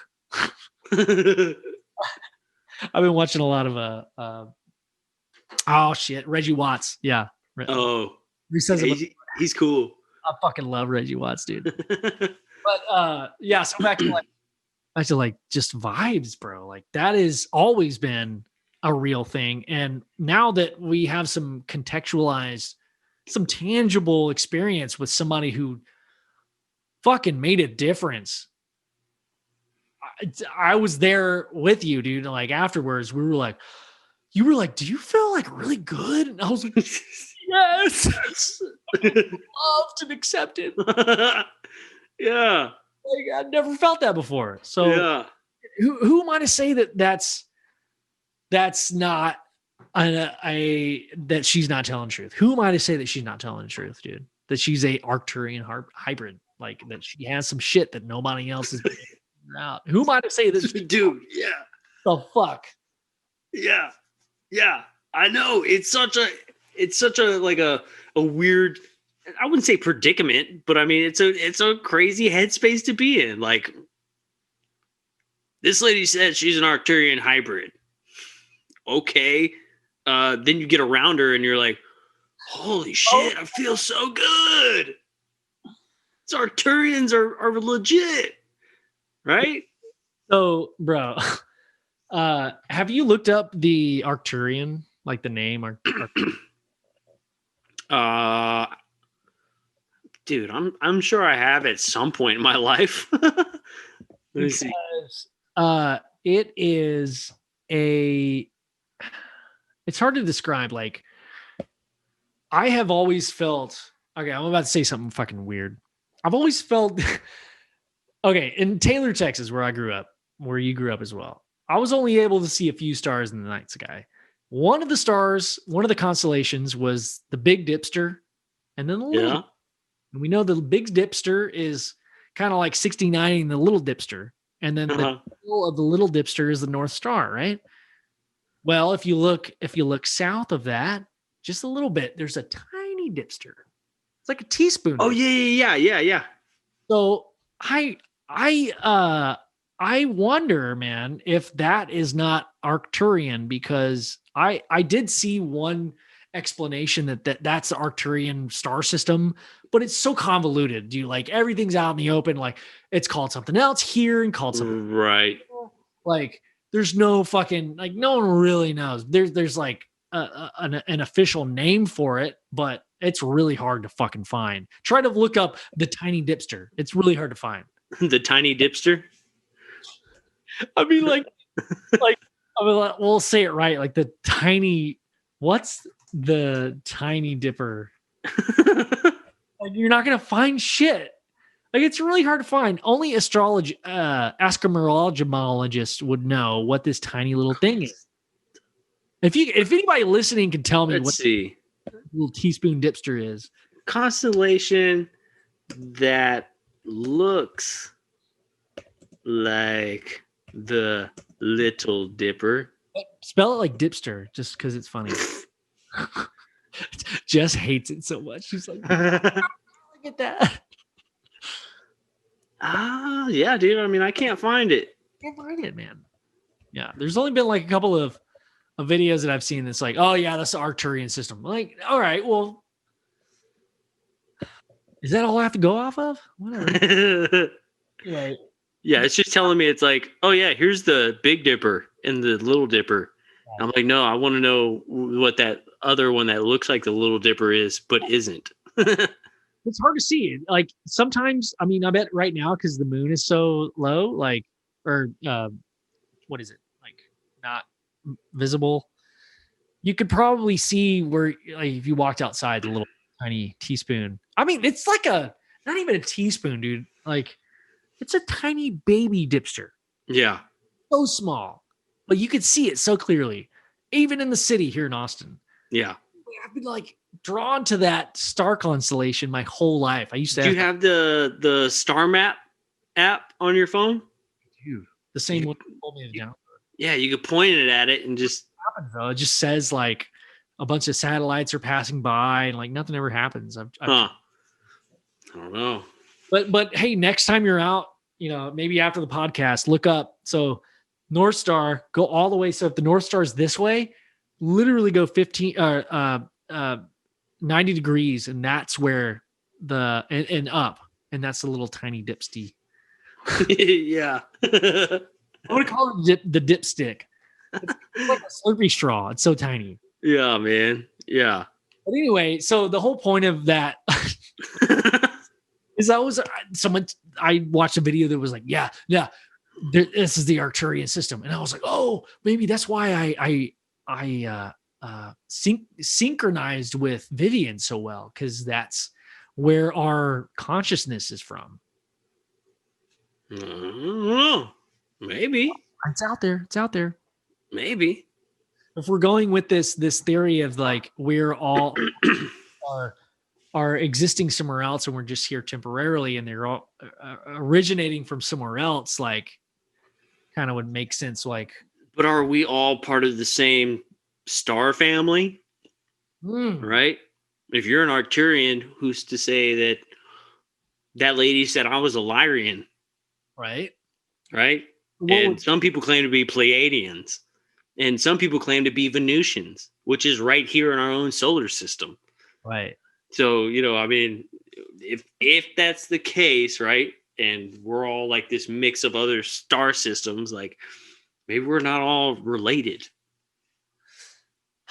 Dude, I'm like every day that passes, I'm like more and more convinced that this Earth is literally like it's like a pond in the middle. It's like a ditch by the Pony League field. Yeah. Like there's like the hike and bike, or you can find crawfish, you can find sunfish, and you can find all these tadpoles and frogs and turtles. But at like a certain time of the summer, that whole shit is dried up. And like, where the fuck do those life forms go? Yeah. There's nothing living. And then you go back in the spring and everything's back. Yep. Where the fuck do turtles just do those where do those things go? I'm sure people know the answer to this, but on the surface, it doesn't make sense to me because I don't know about, turtles. But Yeah. turtles. So it's like that to me. It's like, well, fuck. If consciousness can exist in a place for a short amount of time, and I mean, there's not much of a connection there, but like, yeah, it exists somewhere and exists somewhere else at the same time. Like, who's to say? Like, just because we don't understand it doesn't mean that it doesn't happen. Right. Right. Yeah, man. Yeah. Well, shit, dude. I mean, hey, so what did you think about Soul? Bro, so this is, dude, again, the synchronicities of this past month and a half has been insane. And then I'm going through all this shit and I'm thinking about all this stuff. You and I are thinking about a lot of this deep shit that has nothing to do with seeing a flying saucer. Right. Yeah. No, none of it. It has more to do with what it's actually about. I think we're getting closer. As I think we're getting closer, this fucking movie comes out called Soul. And it just slaps me 14 fucking times in the face. Yeah. A little tap on the butt. And it really just like, okay, well, man, that's yeah. what happens. If you haven't seen Soul yet, this will probably be a little bit of, this is a spoiler alert, I guess. So this will probably be the last topic we talk about, but go watch it, hit pause, go watch Soul. Pretty badass movie. I thoroughly enjoyed it, but there were so many little things, different aspects of that movie that, man, just kept me glued to the screen. One of the biggest things right off the bat was the two-dimensional figures, the ones that ran everything. Okay. Yes. When I first saw that, I was like, what the hell? I cannot believe that they're showing this, because everything is this three-dimensional world that things are living in, but these two-dimensional objects are in there, right? And when he goes to wherever it is that he goes, he meets that two-dimensional object and he's like, what are you? And she's like, oh, this is just a construct that we've created that, your feeble mind can handle, like your human mind can handle. So we've created this image, which is just a line. It's just a two-dimensional line that travels through all dimensions. Does that not describe math? Yeah, it totally does. Dimensional idea, a representation can transverse through time and space. And it was almost like they were like, yeah, we're like the all-knowing consciousness. They have all South African accents, which is like the most aggressive accent in the whole world. Yeah, man, it's like that really like was like, oh my God, I can't believe they're like showing this. That's super cool. And then whenever the little the the count keeper guy, whenever he goes down to Earth, and he's just this 2-dimensional line, right? That's an object, but he can hide in your 3-dimensional world, on the wall, on the ground, hide anywhere he wants to, because technically he's just a line. He's not even he's just a thing, right? Dude, I'm so glad you brought this up, because I haven't even thought about this until you just said that. Like, I vividly remember, like, oh, that's lazy. Why the fuck are they just like lines? But now that you're bringing this up, like, it brings a lot more context. Like, that makes, I'm like shaking my head. Like, I'm just agreeing with you. Like, that's fucking, I haven't thought about that yet. That's awesome. Yeah. Cause that's what, like when we were talking about it earlier, like, you can think in 3-dimension and then create on 2-dimension. It was interesting to me that the all-knowing energy force behind all of this chose to be just this simple 2-dimensional line, because that's all it needed to do to like help the souls move on, right? Well, okay, so I'm not trying to poke holes here, but I'm just saying, I guess my thought is, are they the creators, or are they the arbiters? They're kind of like the managers. Yeah. So they're not really they're like managing things. So when you think like logically to manage something, it's whether or not you believe it or not, there's always an equation, like whether it becomes like emotion. There's always a solution, whether it be really hazy or, locked up, and like that's what you need to do to get that answer. Like, it's kind of 2-dimensional, where it is bipartisanship, back to full fucking circle. Like, that's the way our minds think. Like, that's why our souls need a definite. But what I love about this movie is, and we'll get it to the end, but it doesn't leave you with everything's a gray area. It doesn't give you a black and white answer. It gives you a gray area, which is started out. I'm just putting this all together as I'm saying it, but okay, continue with the 2-dimensional thing. But like, so when the counter guy, when he decides he's going to go to Earth, and he can hide just in everything, because and then I thought too, like, man, 2-dimensional, if you're 2-dimensional and you're a line, right? You look around everywhere and there's lines everywhere. Everything has a line. Everything. Even 3-dimensional objects have lines on them, right? He is your 3-dimensional world. Whatever that higher entity is your 3-dimensional world at all times.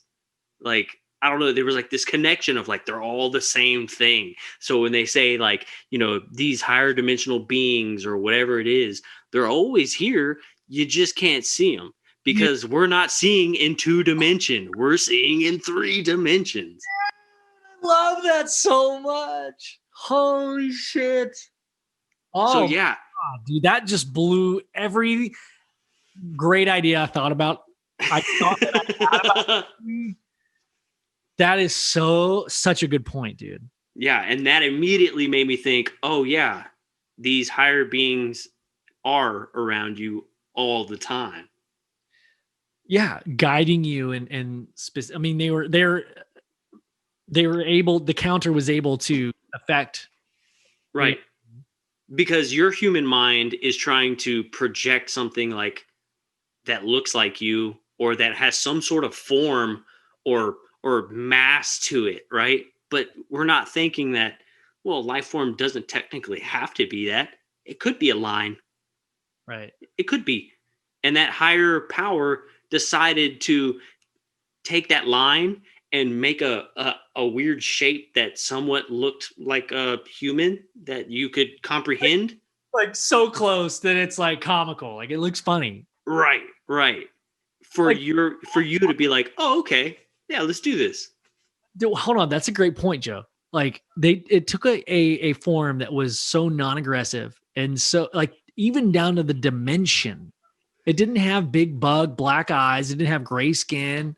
didn't come down in a spaceship. It was a glowing 2-dimensional line. What other thing that you could see? I mean, if you were to see that in reality, like, okay, well, I could just kick you or just erase you. Like we would feel like we would have some kind of control over that. That's how non-assuming that shape is perfect. Yeah. Dude. Oh my God, that's such a great point, dude. And then I just looked over that. I was just like, oh, that's kind of a little lazy.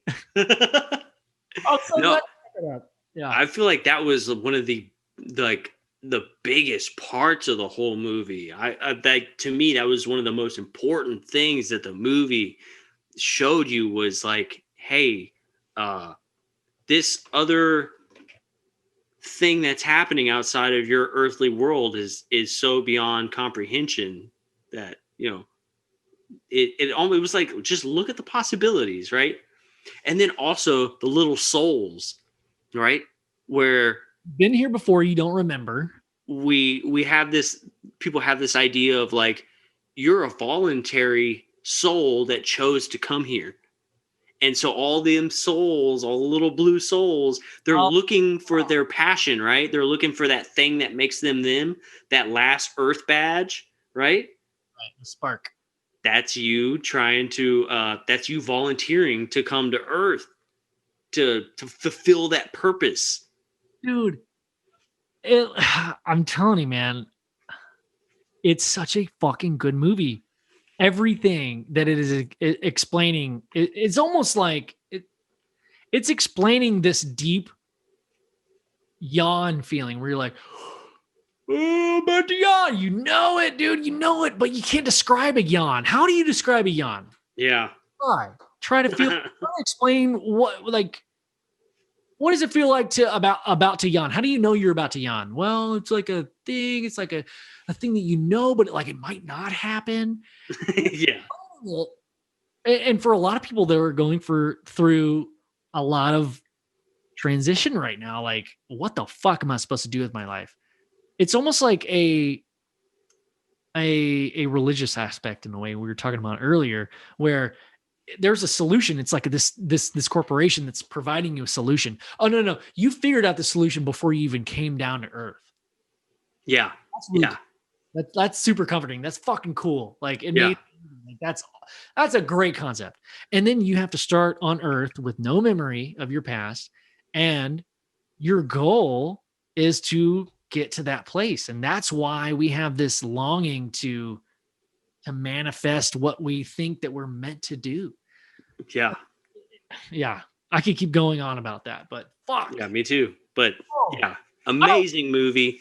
If you haven't seen Soul, it's worth the time. Definitely watch it. Make a trade. Dude, that scene. Dude, yes. Lost soul and that like endless abyss, and he's like covered in like this soot. And then oh my God, what's his name? Moonbeam. Yeah. Yes, Moonbeam. You're Moonbeam, dude. Moonbeam is you and I mixed together as one person. Like long, big ass nose. Like that was another part of the movie that was like, oh, I can't believe they did that. He's like surfing across the cosmos, but he's actually like just on the street. And he's like, "What's up, dude? 9:30, dude." He's spinning signs and shit. So think like all the crazy people that we've met playing music at like 4 a.m.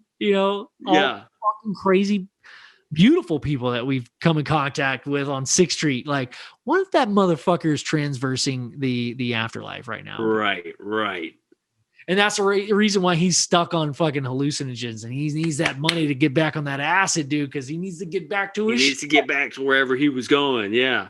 Or just even the idea that the guy, he just spun a street sign and put his headphones in, right?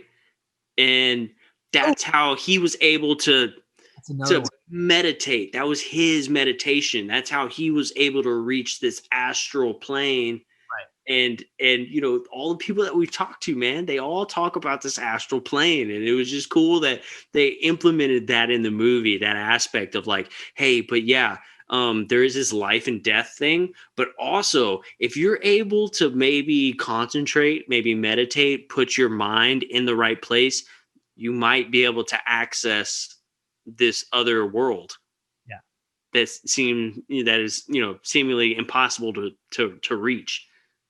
What they did in that movie is compile all of these ideas that we've been kind of like on the edge about. I've been on the edge about, like, how does this all fit in? They made it fit like a puzzle piece, which is great. Right.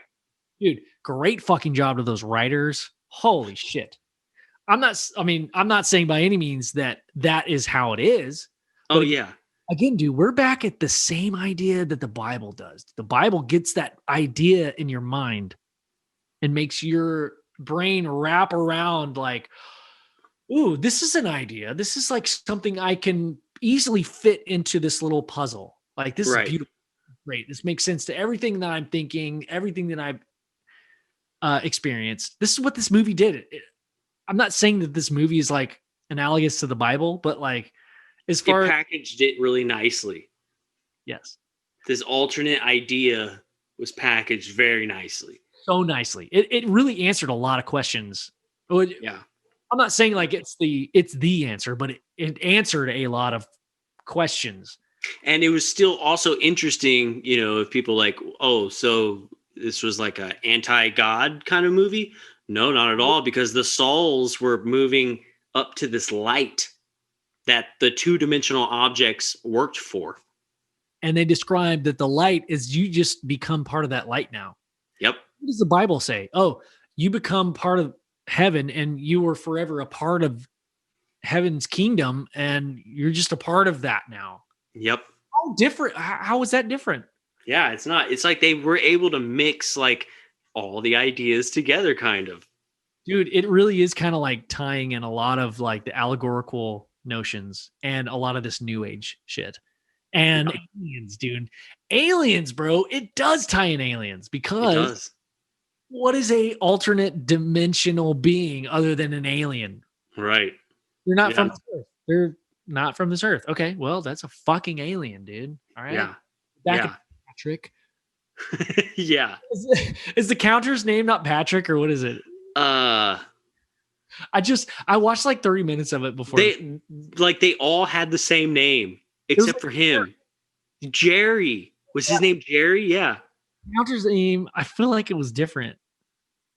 Soul Cast. Yeah, they were all named Jerry. Oh, Tina Fey was 22. I knew her voice sounded familiar. Oh. Dude, Jamie Foxx is Joe Gardner. Fucking perfect, dude. Soul Sorter was Richard Ayoade. So, okay, you if you saw him, you would recognize who this guy is. He's been in a lot of shit. Oh my God, Curly is Questlove. That's amazing. Yes. Whoa. I think that's the barber. What were their cartoon names though? Curly is the barber's name. No, I'm talking about like the two-dimensional beings. Oh. Well, okay. We see Soul Sorter, which I believe is the counter, right? That's Coyote. And then because they were all named Jerry, and his name was like Gary or something. So shit. I don't know. This might take a while. Nah, don't worry about it. You would think that all of them would say Jerry, but they don't. Yeah. There's no Jerry's. I don't know. I have to watch it, but yeah, you guys definitely watch it. It's cool. A lot of Jeremys and Jamies on this cast list, though. That's kind of weird. Maybe that's why they chose that name. Maybe. Yeah. Sorry, I don't know that. But Moonwind was Graham Norton. Yeah. No, I'm not worried about it. But no, that was definitely a good movie. Sorry, just one last thing. I kind of started on it, but the make a trade, the Lost Soul. Oh yeah. So I feel like I don't want to overshare because it's like who the fuck cares? But dude, that scene really hit home for me because this past year has really been like a what the fuck am I doing with my life kind of year. Yeah, that really hit home because it was like the scene, right? Spoiler, but make a trade, and then Moonwind is like, oh, he's just another lost stockbroker. And then they like break down, he does this like spell, and then like all this soot falls off. And then now he's back to this like Casper like ghost, and then he opens up this portal that you see down in this like stockbroker as this guy just fucking at his computer, like every motherfucker right now. Yep. Like, you know what? Fuck it. This is bullshit. And yep. Says, this is so dumb what I'm doing right now. I had that moment, dude. He goes back and lives life. Yeah, man. Yep. Yeah, it is a pretty powerful movie. So powerful, dude. It's cool. So much, dude. Oh my damn, it was great because I'm a big fan of jazz, so that was really cool. Hell yeah, dude. You know a lot more about jazz than I do, but all the music was fantastic. I mean, the like jazz singers, like coffee house jazz singers, like I don't know how the fuck do you know? How do you know what chord they're gonna be at now? It's jazz. And then you like transpose. Oh, now you're up a key. What the fuck? Who told you that you were going up a key? You're only one fret away from the right note. If you're in jazz. Love that. So, yeah, man. Well, yeah, like I'm sorry if I'm taking longer, but like, yeah, jazz itself, the main character was like, this is what I was meant to do. But when he looks back on his life with 22, she's like, who the fuck life is this? And he's like, oh, it's my life. I feel like everybody believes that when they die, that they're able to see some kind of movie theater where they can pick memories, where they can go back and relive those memories and stuff. Like it was so it was cool the way that she was like, a purpose? What do you mean purpose? Like, you humans all think you have to go do something. You're missing the entire point. Like, being is the point, right? That's the movie. Living and being is the point. Don't stress yourself out about all the other shit you think you have to do. Like, all this pressure you put on yourself, just go live your life. Yeah. And I'm trying to think of it through a different lens, right? Like somebody listening to this right now and be like, oh, I just lost my job. I am so broke. What do you just tell me? Just live? Like what? Live homelessly? Well, I mean, what do we say to those people? Like, I can't, like, not a lot of people could just like go live their dreams. Like they've, some people are in debt and they can't fucking pay for shit. Like, no, like there's probably somebody out there that can't pay for dinner tonight. Right. Like, what the fuck do you tell those people? How does soul relate to those people? I'm not like asking you to answer that. I'm just posing the question. Right. We all have to do shit that we don't like, right? That's a part of life. That's a part of living. Just because it's not positive at the moment doesn't mean you're not living. Because when you have these negative experiences and life is tough and it's just kicking you in the nuts constantly, you're learning what not to do the next time. It just so happens that those are the cards you were dealt. Yeah. It's what can you do with it? Right. Like I said, you're living, right? That doesn't mean like, oh, I'm living my dream. That means, what am I going to do right now with the cards that are in my hand? Right. Can I change it, or am I going to fold the cards up and just put them away? Yeah. Am I going to like feel sorry for myself and like be negative and talk about only negative things for the rest of my life? Or am I going to, and that kind of brings me, dude, I know you're probably ready to go, but like, oh, you're good. This brings me into a whole different idea that I've been really, really thinking about, man, is that words are a physical thing.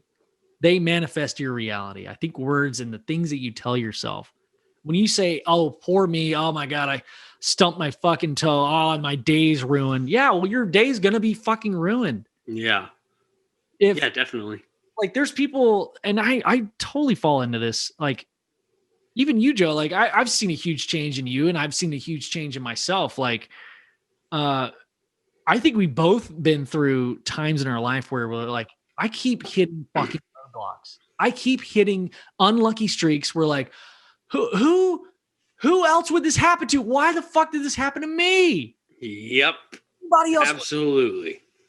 You probably more than me, Joe. Like being in the wrong place at the wrong time. Like, I mean, I'm telling some fucking stories, but like, but you're such a good dude that like you never really spouted this negativity, and you kept being positive about it. And you're like, you know what? Fuck this. What's the point? And just I learned a lot from you. I'm not trying to fucking Anyway, stroke it. Well, like I feel like we both at similar times in our life were like we could choose whether or not to see this as a learning experience or like, oh well, poor fucking me. Everything happens to me. Oh my God. Well, I lost my job. Oh yeah, that fucking sucks. Go get a better one. Yo, just tell yourself that you're gonna do better and just do it. Stop saying those dude. Words have a fucking impact, dude. Oh, I agree. I agree completely, man. Yeah. And I know easier said than done, right? Easier said than done. But yeah, absolutely. Well, you just got to say it. That's the thing. Yeah. It's easier once you start saying it and start believing it. Yeah. Yeah. We all knew many people that were like, I'm the best musician. I'm the best. And we're like, hate that vibe. But then, yeah, I don't care if you're good or not. I don't like you as a person. Yeah, but like, look at them now. Like, some of them actually did fucking do it. Yeah, yeah. I mean, look at Kanye. All he's been saying his entire career is, "I'm better than Jesus." Yeah, better than Jesus for sure. Yeah, he's probably a really shitty carpenter, but. He can certainly buy a manger and swaddling for a young child. Right. Probably buy a star and move it closer to our planet. He probably could. Buy a spaceship. With his money, he could buy a spaceship to bring a comet closer to our Earth so that it's brighter for us as for a Christmas present. What a nice guy. What a nice guy. But yeah, no, dude, I think words definitely manifest, your outcome because you say it and it's in your head. Subconsciously, you act, how you're feeling. There's a thing where you say like the phrase "I am," and I'm guilty of this too. Like I always say like, I'm so fucking dumb. And that's just, me being goofy, but like your subconscious takes that term I am, and then acts upon it. So when you say I am, and then whatever follows, your subconscious does it. And like the day when you're like, why the fuck am I so lazy and dumb today? You're like, okay, well, maybe think on what you said about yourself yesterday. Yeah. I used to say I'm dumb all the time. I mean, I am not dumb. But yeah. I think words do have an effect, and I think we should start paying attention to what we say and how we think about things, how we think about ourselves. I think we are moving into this fucking new dimension, and maybe it's not, we're going to turn into light beings, but maybe consciously we're going to be starting to understand it. Maybe we're starting to understand it. Maybe we'll start being a little nicer to each other, start being a little nicer to each other and ourselves. And maybe this alien thing is, I don't know, man. Maybe it's Project Blue Book, dude. Maybe the fucking blimp in the sky with a fucking hologram being projected off of it. And that's why we don't hear anything. But we'll get into that shit next time. But yeah, the point of this episode, man, I think we got it across. Oh, absolutely. That was good. I had a great time with this one. Yeah, dude. I felt it. Oh, bro. Yeah, that was a lot of fun. I think it's a good place to end it. Let's do it. Be good, be positive. You mean something, whether or not you're important to somebody else, you're important to yourself. And that's all that matters.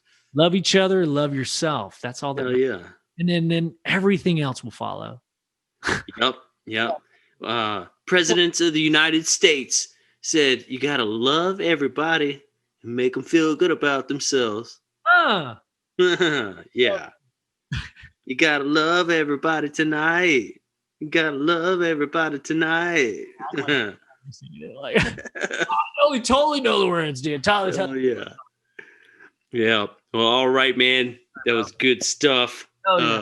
Good show. I'll be back in the studio next week. And